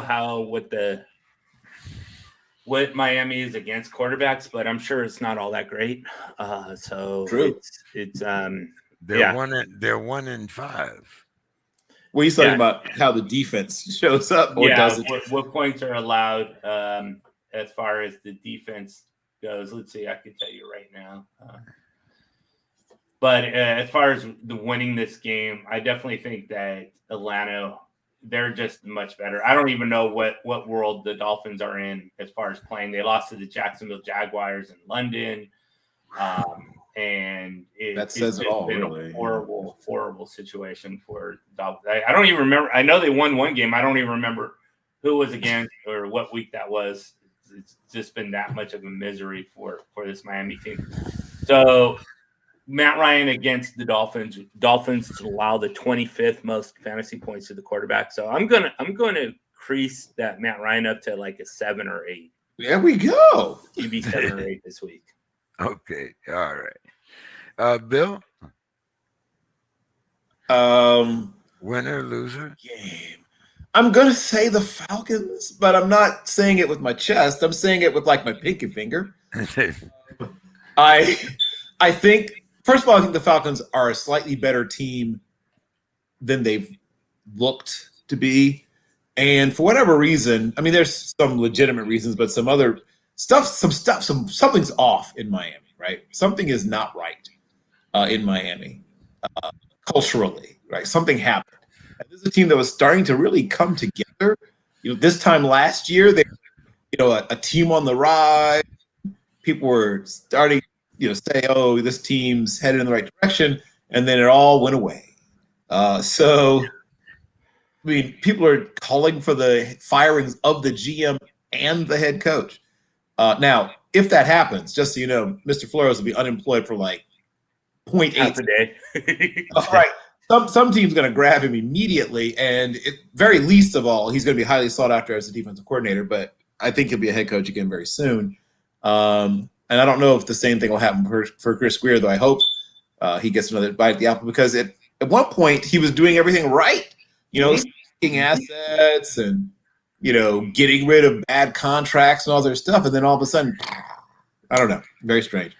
It'll be hard to pick. I mean, except for maybe like the Lions. I mean, it's hard to pick somebody who I would not pick them to lose. Maybe the Texans. But yeah, it's getting harder and harder to find a team that you trust less than you trust the Dolphins right now. Right, exactly. I think that only team is the Jaguars. Dolphins beat the Jaguars, so or the Jaguars beat the Dolphins, we should say. Right. So, yeah. What about the Jets at the Patriots? Ugh, another one. Jets. Maybe Michael Carter, maybe, and then Jamison Crowder again. Flex were the only. The Patriots, same way. I mean, you could maybe count on Damian Harris if he doesn't fumble or that kind of thing, because he fumbles too many times. Jacoby Myers maybe in the flex, but that's about it. I think the Patriots will win this game. I think I trust Myers more, but go ahead, Bill. I mean, the Patriots offense is where dreams go to die. So it's hard to recommend any of them. And who are they playing again? The Jets. Oh. Yeah, exactly.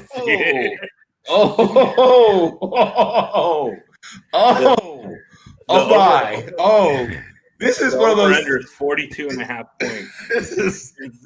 This is a game that is not for fantasy purposes. No. For fantasy purposes, the game should be a forfeit. Like, it shouldn't happen. If you have anybody from either team in your fantasy roster, except maybe the aforementioned Jameson, 8.8 to 11 points, you can bank on it, Crowder, then it means that something's gone wrong. Or, once again, bye week hit you hard. Let's see. Let's talk. Well, the teams on a bye this week: the Buffalo Bills, of course. Yep. The Dallas Cowboys. Chargers. Minnesota Vikings. Yep. The Chargers, the Steelers, and Jacksonville. So you have at least. Well, hopefully you didn't load up on too many Jacksonville players either. But yes, I see what you're saying. But I mean, I happen to be one of the guys that loaded up on Charger players. Well, that Herbert, makes sense. Herbert, that's Williams, a productive Keenan Allen. But I got 3 guys sitting on the bench this week. Right. No, I get.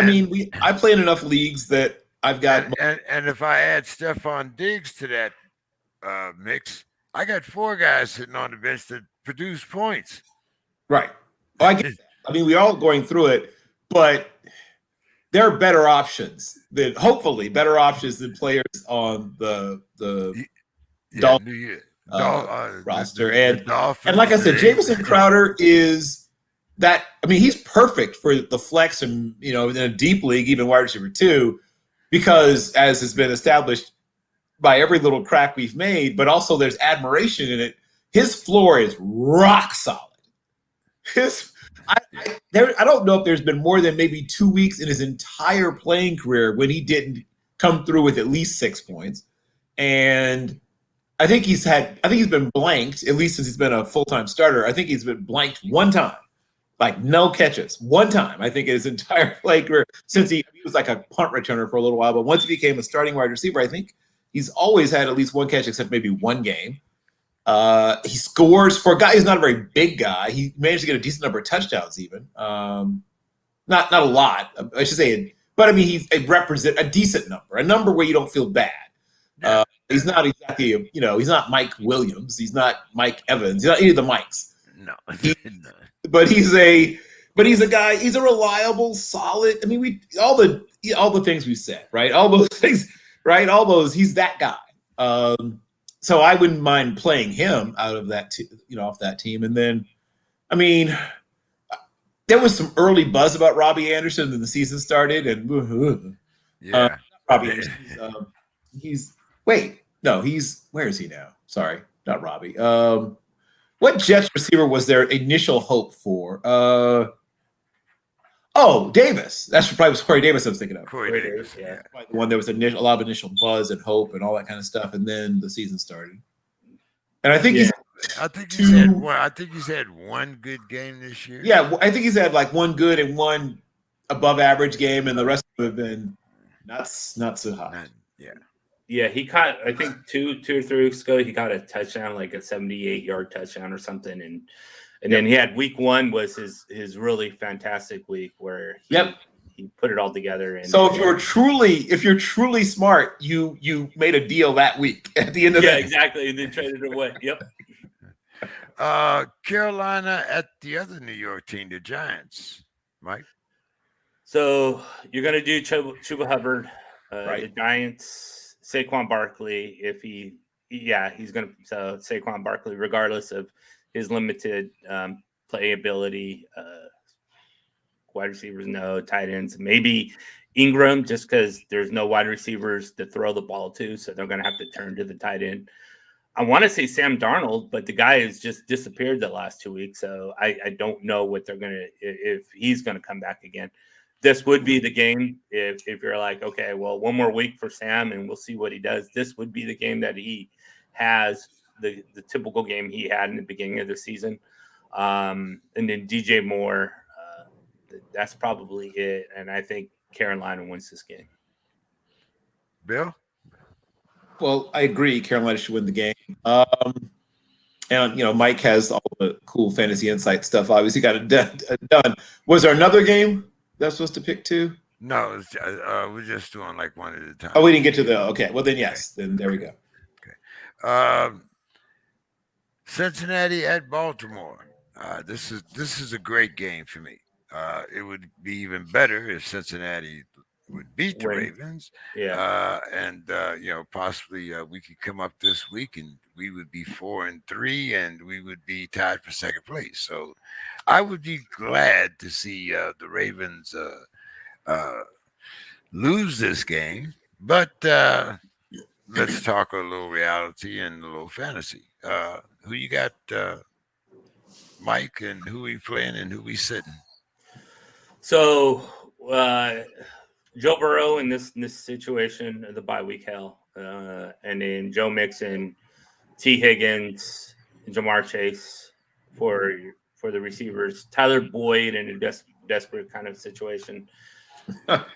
Baltimore, Lamar Jackson, maybe one of the running backs. It all depends on what you have or what situation you're in.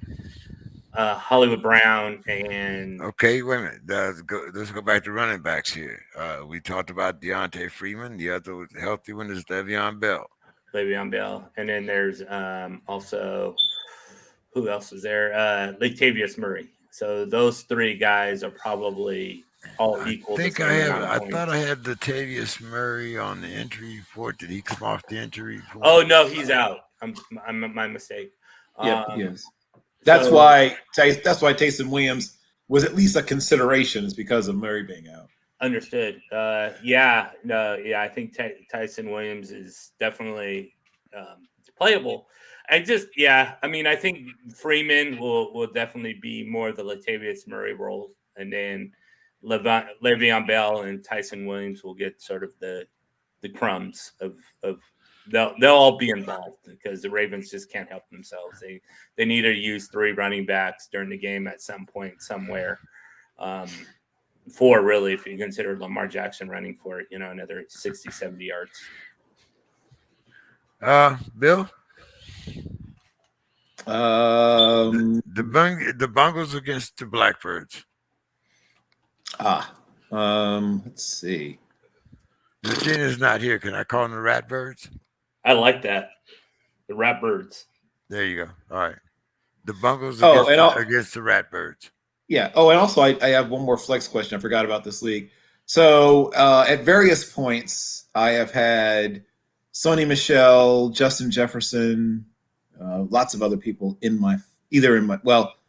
on what's going on, either Antonio Brown's been a flex or wide receiver 2 or 1, even sometimes. Oh God, the bye week's hitting everybody hard. So I'm either rolling with Darius Slayton in the flex, and then throwing. Oh my God. Well, I guess so. Christian Kirk and either Lockett or Slayton, or maybe a injured Devontae Parker. Boom. Yeah. I'm sorry. Go ahead. I'm just trying to figure out. So I've got Derek Carr, Leonard Fournette, and then either Mark Ingram or Ramondre Stevenson, or possibly Ronald Jones, but I don't think Ronald Jones. Mm-hmm. Eckler is, of course, on a bye, and Dalvin Cook's on a bye. So I'm looking at Fournette and probably Ingram. Gus Edwards is hurt. I picked him up, and then he got hurt. I've got Ramondre Stevenson, Sony Michel,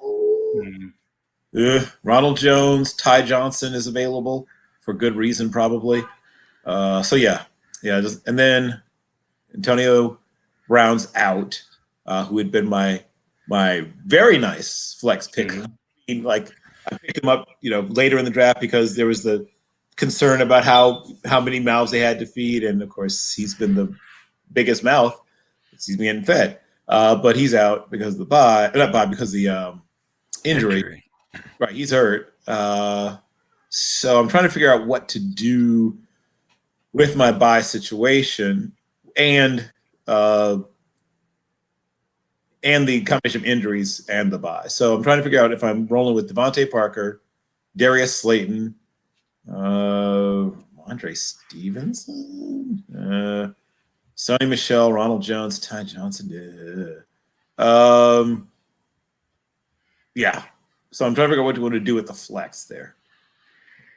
Yeah, I think it's anywhere between Parker and Slayton. So which one? Yeah. So Parker against Atlanta and Slayton. Slayton is against the Carolina Panthers. Yep. I think I go Parker in this one. There we go. This is going to be an exciting week. Yeah, right. On your butts. You're trying to play those guys you'll never play ever again. Philadelphia against the Raiders, Mike. Oh boy! Wow.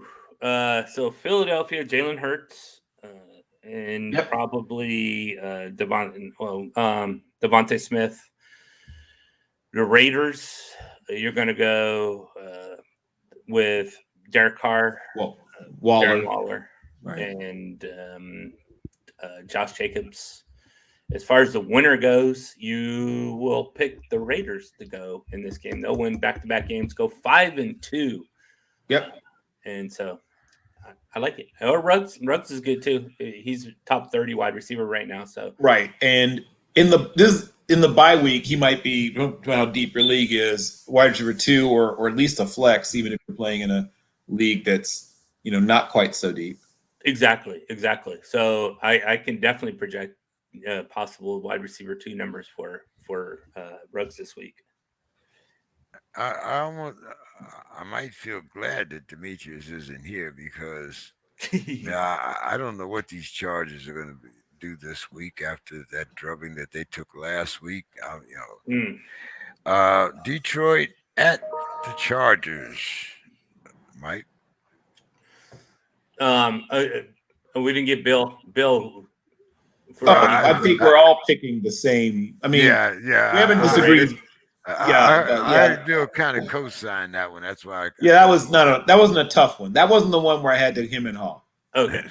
And so for the Lions and Rams, DeAndre Swift, Amon-Ra St. Brown might be an option, and Jamal Williams might be an option as well. TJ Hawkinson, I think you have to still play him, even though he's not been what we wanted him to be. With the Rams, Darrell Henderson, you have what's his name? The quarterback, Stafford. Yep. Cooper Kupp, Robert Woods, Tyler Higbee in the winner. And this is, I think, going to be in all three again with the Rams. That would be probably the most shocking upset this year would be if the Lions beat the Rams. That would be, yes, the most shocking upset in some time, in fact. Like, it would have been a while that you could find one that would be more shocking than that. Rams are favored by 16.5. Oh, my God. I might get to the game that you're talking about, Bill, but we'll see. Okay. The next one, as a matter of fact, I might put up either of these two games as candidates for being a great drubbing. Houston at Arizona.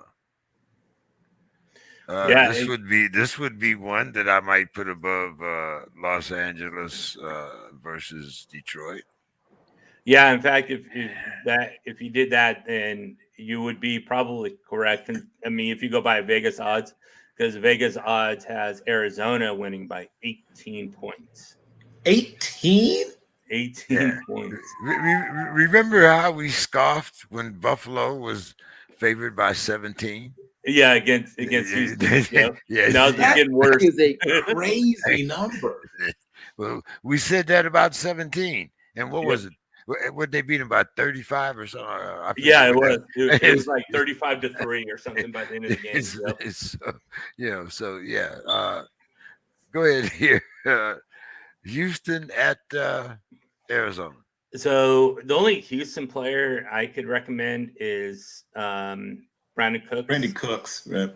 Mark Ingram, and that's the week that we're in might be a play. As far as the Arizona Cardinals, DeAndre Hopkins, Kyler Murray, Connor, Chase Edmonds, just get them all in this game because the Arizona should score tons and tons of points. And then, Arizona in the victory.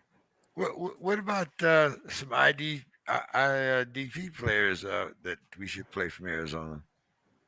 They have a linebacker that's possibly. Let me bring up the points to actually give you some better detail. So let's see. Defensive line. You're probably looking at. Let's see who's pretty good with Arizona. Well, JJ Watt. But JJ Watt hasn't really been doing. I would figure be doing it, but he's not. He's the other guy. After being the guy for previously in his career, he's the other guy. And I think he's physically where he is now. That's what he has to be. See, Arizona. Jordan Hicks. That was a linebacker I was thinking. We talked about him earlier. Yep. Yeah. Jordan Hicks number 12, right? Guy. Amongst he's exactly 12. Yeah. Hicks is definitely the guy that you want to get in there. And then I don't know DBs and stuff.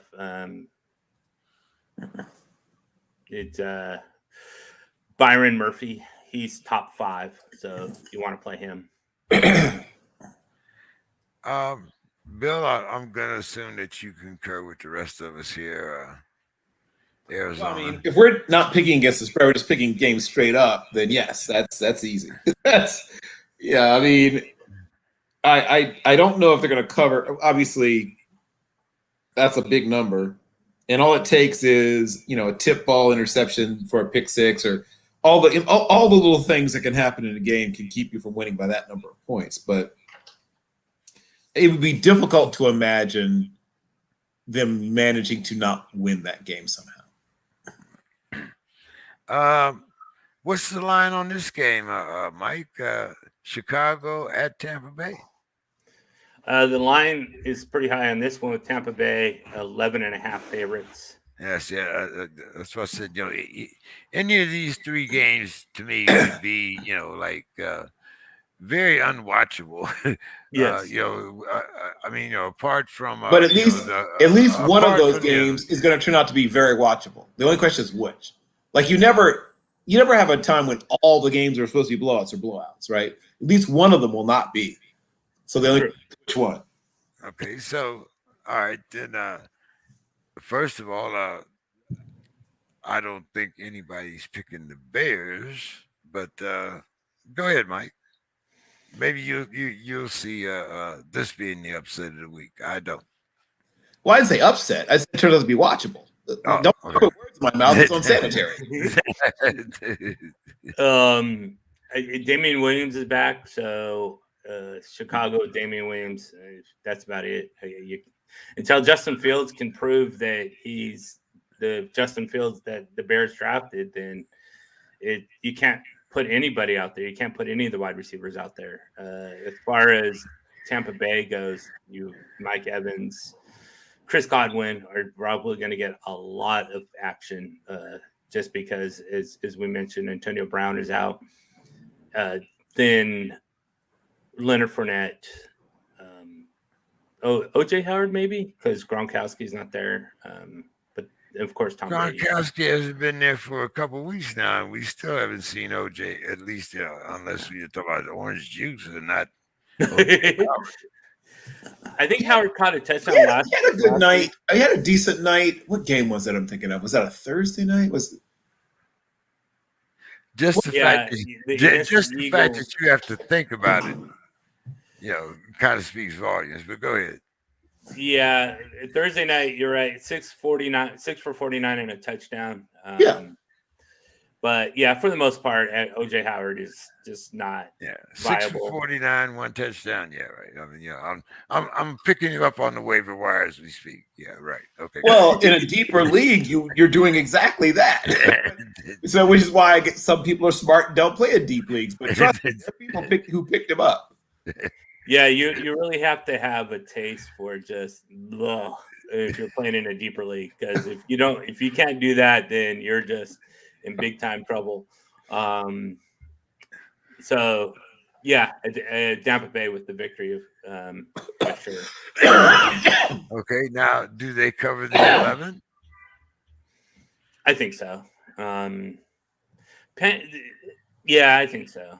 I would imagine they would, just because the Bears offense just is stagnant, and so if the Buccaneers get a 2 touchdown lead, I could see that happening. Like 12 points. I'm not too far away from the spread. 11.5. I would say they win 12 to 14 points by the end of the game. From your years to Fox News, Fox Sports, since that was the precise spread that I picked in that game. So anyway, Bill, watchable. I think it turns out to be watchable. Yes, I don't think it's a blowout or a runaway. I think that eventually the better team pulls away a little bit. And yeah, maybe they win by 13. Well, Bill, you might actually be right, because it is on CBS, and on CBS, you have a choice between Houston and Arizona or Chicago at Tampa Bay. So you're right; it might be watchable over the other one on CBS. They come on at 125 out here, so yeah. It might be watchable just because of the no upset though, Bill, right? Well, I'm not calling for a flat out loss, but I won't be surprised if that game, especially early on, is actually very close and very compelling. I think the Bears defense will do a better job than a lot of teams have done in slowing down Tampa Bay, at least initially. I think they will get good, consistent pressure on Brady, which is essentially the way that you slow down. And they can do it without blitzing. That's the thing. You have to be able to get pressure without blitzing because he kills you if you blitz. He sees it coming. He reads your mail, and he has a great, a really great ability to always find that softness that was created by the blitzer. So I think they will, like I said, get good, consistent pressure without blitzing. I think that they will slow down, sort of the almost inevitable Tampa Bay offense. Will slow them down at least for a while. Probably, I'm going to say until like the mid-third quarter, and then maybe there's a missed tackle that leads to a big play by Godwin or something like that, and then that's the thing that sort of starts the downward spiral. But I don't think it's going to be a blowout. No, I Okay. agree with you. I think it's one of those where it's close all the way until 2 or 3 minutes left, and then they're up by 4 points or whatever, and then they, as you mentioned, a touchdown by Godwin, and it's 11-point victory, and Vegas is right as always, but it's not that kind of 11-point blowout that you would imagine from a team. Well, and I think it's actually 11 in the hook. I think it's 11 and a half. So if it is 11 points, then those that win against get it, decided to take the 11 and a half and go with Chicago will win if it's an 11-point game. Mm-hmm. Exactly. Okay. All right. I'm trying to think here because I know that there has to be a parlay somewhere in Vegas involving these three teams. I just have to figure it out. But I know that there has to be a parlay, points or otherwise, where you could turn this into big money here. It's like, I'm just thinking out the box. Anyway, They probably have one where you have to pick the upset. I would not be surprised by the end of the game. well, now suppose you had a trifecta with these three teams and you picked them all. I'm pretty sure. I'm thinking that would pay off. Yes. Yeah. Yeah. Yes. Correct. Indianapolis at the 49ers. That's our evening game, so that's our national game. Are your Colts going to be embarrassed here? I don't think they're going to be embarrassed. I don't think they're going to win either. I was much more with Julian Blackman. I was much more confident that they would beat the 49ers. But because he's such a good run tackler, but without him, it's just going to be a difficult game. So as far as I'm reading your list here. Let's see. Out running back Jordan Wilkins, offensive lineman Braden Smith, defensive end Kamuko Ture, From Rutgers.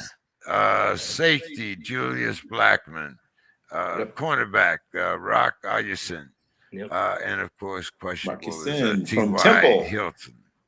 49ers, of course, we got Trey Lance out, defensive tackle Javon Kinlaw, and defensive tackle Maurice Hurst. Doubtful is Trent Williams, and of course, questionable is Marcel Harris. Break it down for us. IDPs, who to play, who to sit. Come on, this is your game. Give us the skinny. What's going on? You definitely want to start Brenson Buckner, and you definitely want to start Darius Leonard, and you definitely want to start Bobby Okereke. Those three guys from the Colts are definitely IDP guys. I also like Kenny Moore. Kenny Moore is someone that went just basically undrafted. I was drafting him in my startups, and my startups go 85, 90 rounds, and I was getting him in like round 88, 89, just because people didn't know about him. But he's one of the top corners in this league, and IDP wise as well. As far as what goes on, the 49ers, Fred Warner is their guy, but he's out, I believe. So, and I think Javon Kinlaw is he out too? Yep. Yeah, I think didn't I say Kinlaw, or is he questionable? Yeah, Javon Kinlaw. Well, I know he's hurt. I can't. Kinlaw is out. He is out. Kinlaw is out, and Hurst is out. So yeah, it's just one of those things. The 49ers keep IDP players are not playing, but as far as offense goes, Jonathan Taylor, Carson Wentz, maybe he's been doing really well over the last few weeks, so he might have some play in this bye week situation. Michael Pittman, maybe as a flex. The 49ers, you definitely want to get Deebo Samuel involved. And as far as running backs, maybe you want to go with Elijah Mitchell, maybe. And then Kittle's out, so you won't play him. Yeah, no tight ends for the Colts really either. So that's it. And as much as I hate to say it, because I dislike the 49ers is a lot. I grew up disliking the 49ers. I'm going to have to pick them to win. Bill? I don't have the same sort of dislike or disdain for the 49ers, but I do have a little soft spot for the Colts. My sister lives in Indianapolis. Michael Strahan is one of the guys that I identified early on in his career at Charleston in West Virginia, and told people a couple of years ago that he was going to play in the NFL. And he's playing in the NFL. But he might get some playing time this week just because Campbell's out. Right. And once again, I'm not here to, whatever. I mean, I don't ever root for injury, but I think people might be pleasantly surprised with what they see from Michael Strahan.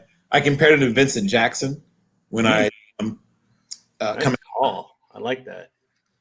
He's a lot like Vincent Jackson. Vincent Jackson was a sprinter, despite being 6'5" and 228. And guess what? Michael Strahan at 6'5", 226 was an all-conference 100 and 200-meter sprinter. So you don't see guys that size very often who were sprinters, but he was. He had an opportunity, I think, even to represent the Bahamas, not in the Olympics, but in some like the World University Games or Pan Am Games or something. But yeah, he's a kid who came to football late because he's from Freeport in the Bahamas. His younger brother Prince is a senior, I think, in high school, and Prince isn't as big, but Prince is really fast also, and he's going to be a good player as well. But the 49ers are the better team. Both teams are not the teams they thought they would be, largely due to injury. I think this game will be, once again, a very close game, but the 49ers should win. It'll be an ugly win, but once again, as they say, just numbers, no pictures. So it won't matter what the W looks like, I guess. But yeah, I think they'll gut out a not very impressive victory. And especially because there's supposed to be a huge storm coming. Hence why the game's gonna be, like I said, ugly. If you are a person stuck with one of the running backs on one of these teams, you might be, well, except for Taylor, you're not stuck with him, but you might be pleasantly surprised with what you get out of Sermon or whatever. They might be forced to really lean on the running game. Yep. And our last game, of course, is our Monday night game. New Orleans at Seattle. Probably the only game where you're probably not starting either one of these quarterbacks. Alvin Kamara. I don't know what the running back situation is looking like in Seattle. I think, and neither do they. Yeah, it's kind of crazy. So Carson is out. I think Collins might be out. So let's see. I can. So if you're like me and you picked up Travis Homer, is this the moment? Homer. Yeah. It might be. It definitely might be. Yeah, kind of crazy, but it's true. Especially this is like all everything combined. All forces combined to make this happen. Actually, according to the injury report, there are no injuries listed for Seattle or the Saints. Wait, what? Yeah, that doesn't make sense. Yeah, I'm looking at the NFL. I know for a fact that Chris Carson's on IR because I have him on my team. Hey, I know for a fact also, but I'm looking at the NFL.com injury report here, and they do not have anybody. Now, let's see. Let's go over to ESPN and see what they have on their injury report. I mean, I'm not joking when I say, have they been hacked? I mean, yeah, right. There have been a bunch of injuries. I'm sure that there's at least one of you that are on your computer right now.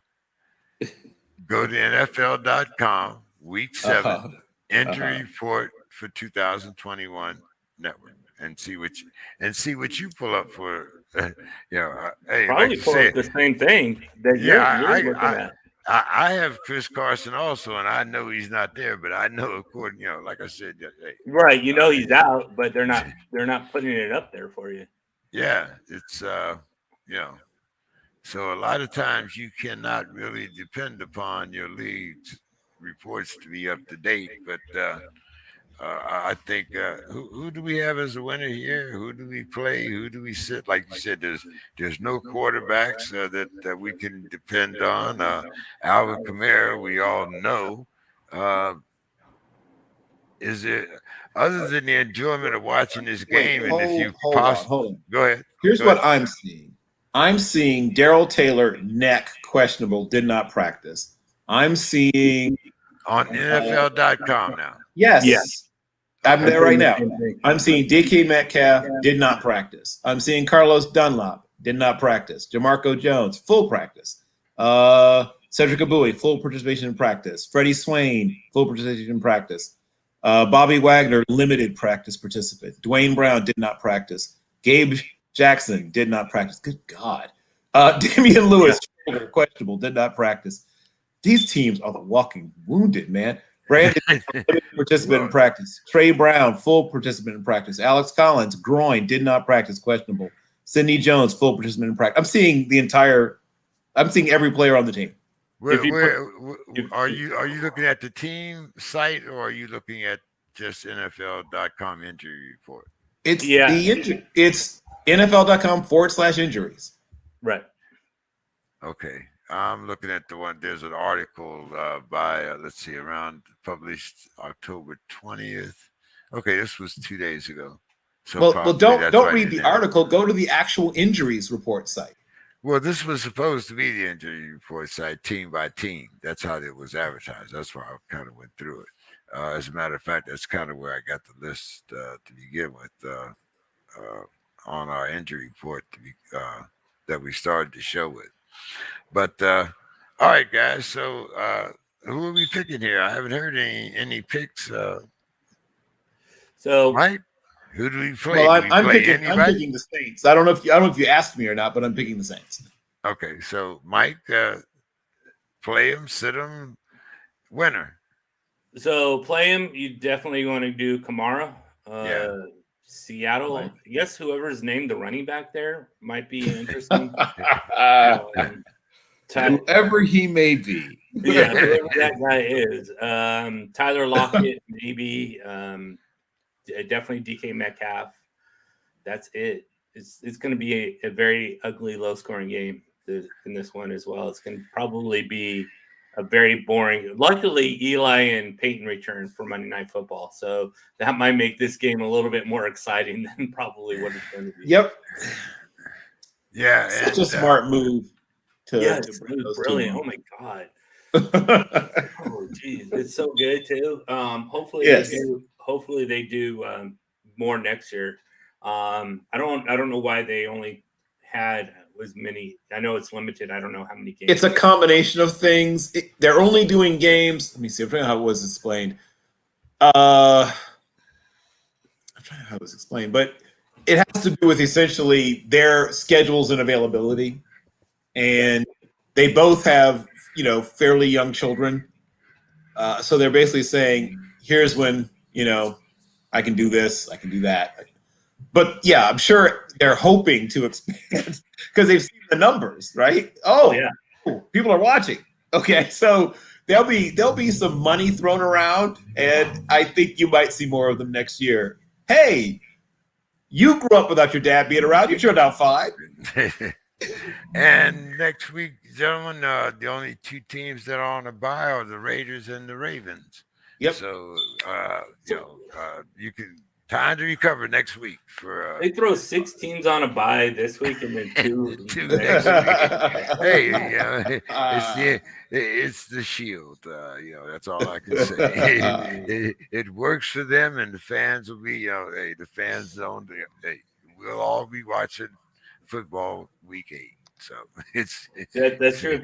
Yeah, they know they can do whatever they want whenever they want it, and we'll still salivate for more. It's very true. Bill, give us your final thoughts, and then we'll let our fantasy expert gather final thoughts, and as long as they're not about AJ Brown.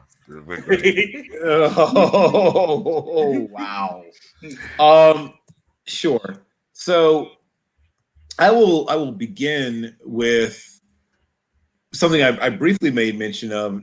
just a little while ago when we talked about what's happened in Miami and how quickly things change. Brian Flores was a sexy dark horse pick for NFL Coach of the Year last year. Yep. Right? I mean, there was some buzz about people trying to hire people off of Chris Greer's staff to become GMs. And now he's supposedly on his way to losing his job. It is amazing how fast things change in the NFL.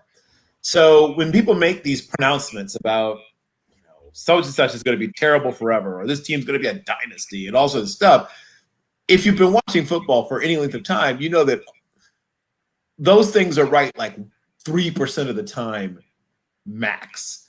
Most of the time, things change and change rapidly in the NFL. I mean, I remember joking about not that long about John Gruden coaching for life, basically, right? Remember that joke I made not long ago about John Gruden coach for life with the Raiders? Well, short life, fast. short life. He's somewhere right up there with the pterodactyls. But go ahead. Yeah, I mean, that's why I try to tell people not get too attached, right? Don't get too attached to whatever's going on now. Don't get too attached. People talk about windows, how long is the team's window? I mean, every team's window is 1 year, because teams change so much. You can't just pencil in a team to be good again next year. We should learn this lesson by now. Think of all the times we've been sure some team is going to repeat and how few times it's actually happened. I want everyone, if you're a fan of a team that's terrible right now, hold your head up, because your team's likely just there's a couple of exceptions, obviously, but it's likely your team won't be terrible again next year, right? If your team is great, hold your head up, but keep your head on a swivel, because there's a pretty good chance your team won't be this good again next year, right? It is so hard. And that, once again, I hate to bring up the Patriots. God, do I hate to bring up the Patriots. But it brings you back to what an amazing thing happened for them to be that good that long in this version of the NFL. It's impossible to do, and they did the impossible. And I don't care who you want to give the credit to, because it doesn't matter. They did it collectively, because that's how everything's done in the NFL. It's done collectively. People don't seem to realize how much the loss of, forget players, the loss of a strength and conditioning coach. Like, I don't think people realize how much the loss of even people you never see, you don't even know their names, how much they impact the performance of a team, right? When a team manages to be consistently good for decades with an S at the end, realize you're watching something you'll probably never, ever, ever see again. And when a team manages to be bad, even for a couple of years at a stretch, realize you're watching, because there's so much turnover, you're watching a team that probably has a pretty serious cultural and organizational problem, not just players, right? Organizations win. Organizations lose. Players, coaches, non-coaching staff, all kinds of people are involved. And one of the things with certain teams, some of the problems that they have are with people that you don't even know their names. You'll never know their names unless you're, like me, and you just scroll through org charts of NFL teams to sort of spot people that you want to watch chart their careers and things like that. But that's because I'm a sicko. But for most people, you only know probably the names of certain players, right? And that's all you need to know, right? You're a fan. You're not writing a book. You're not studying organizational decay or growth or whatever. But whether you know these names or not, whether you see these people ever or not, every single person contributes to either winning or losing. Mm-hmm. And in good organizations, they do a great job of retaining and promoting people, right? The right people. And bad organizations do the opposite. They do a bad job of retaining and promoting the right people, no matter what they have going on the field. So when someone says, man, this team has so much talent, why can't they get over the hump? Why can't they? Sometimes it's not the players. Sometimes it's not even the players and the coaches together. Sometimes it's even things beyond that you don't even know about and don't care about, that actually contribute more than you might believe to winning and losing. And that is my final thought. Mike, over the course of this waning football season, I think I have about 9 weeks left. I have to find a nickname for somebody that plays 60 dynasty leagues. But that being aside, and you're can I put forth ADHD as a possible? We can put that forward as a possibility.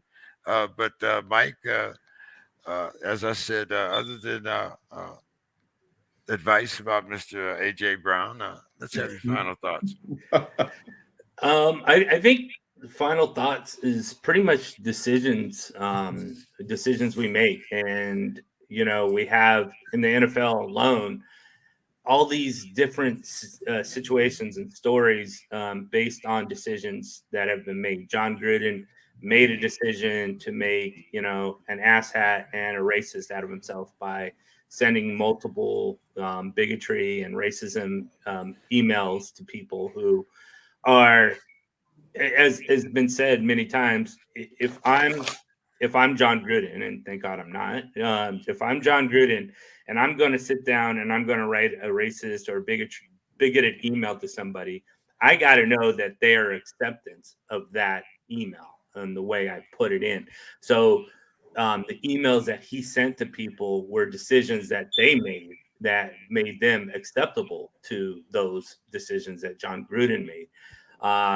Deshaun Watson's decisions to, I don't really like to point guilty fingers until they've had their day in court. But when 23 women come forward and they all say the same thing and have all the same story, I'm leaning that he's pretty much guilty.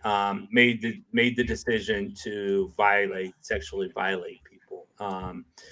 Does that mean it, Mike? Does that mean he's going to be the Republican candidate in 2022? He has a very good chance. Maybe he'll replace Matt Gaetz if he goes traded to Florida or Miami. He can definitely probably replace Matt Gaetz there. So yeah, it's decisions we make and decisions that we have to live by. And with the NFL, I think we've grown tired of what Washington has done, and we've grown tired of what people like Gruden's done. And there needs to be some kind of a decision by the brass that thinks that you can do whatever they want and only forced to CTE.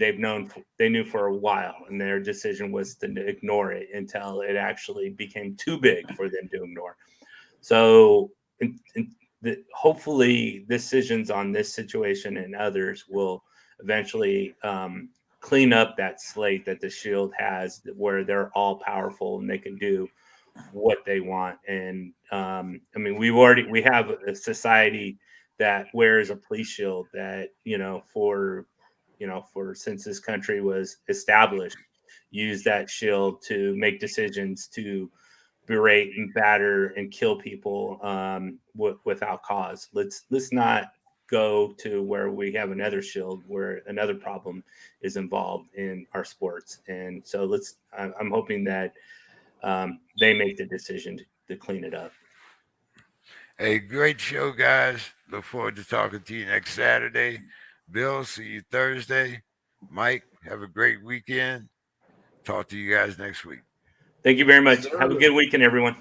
All right. Hey, shout out to Demetrius sitting up there in Philly airport. Yeah, but so hopefully we'll be able to get him in next week too. Have a great weekend, guys. Talk to you. Yes, sir.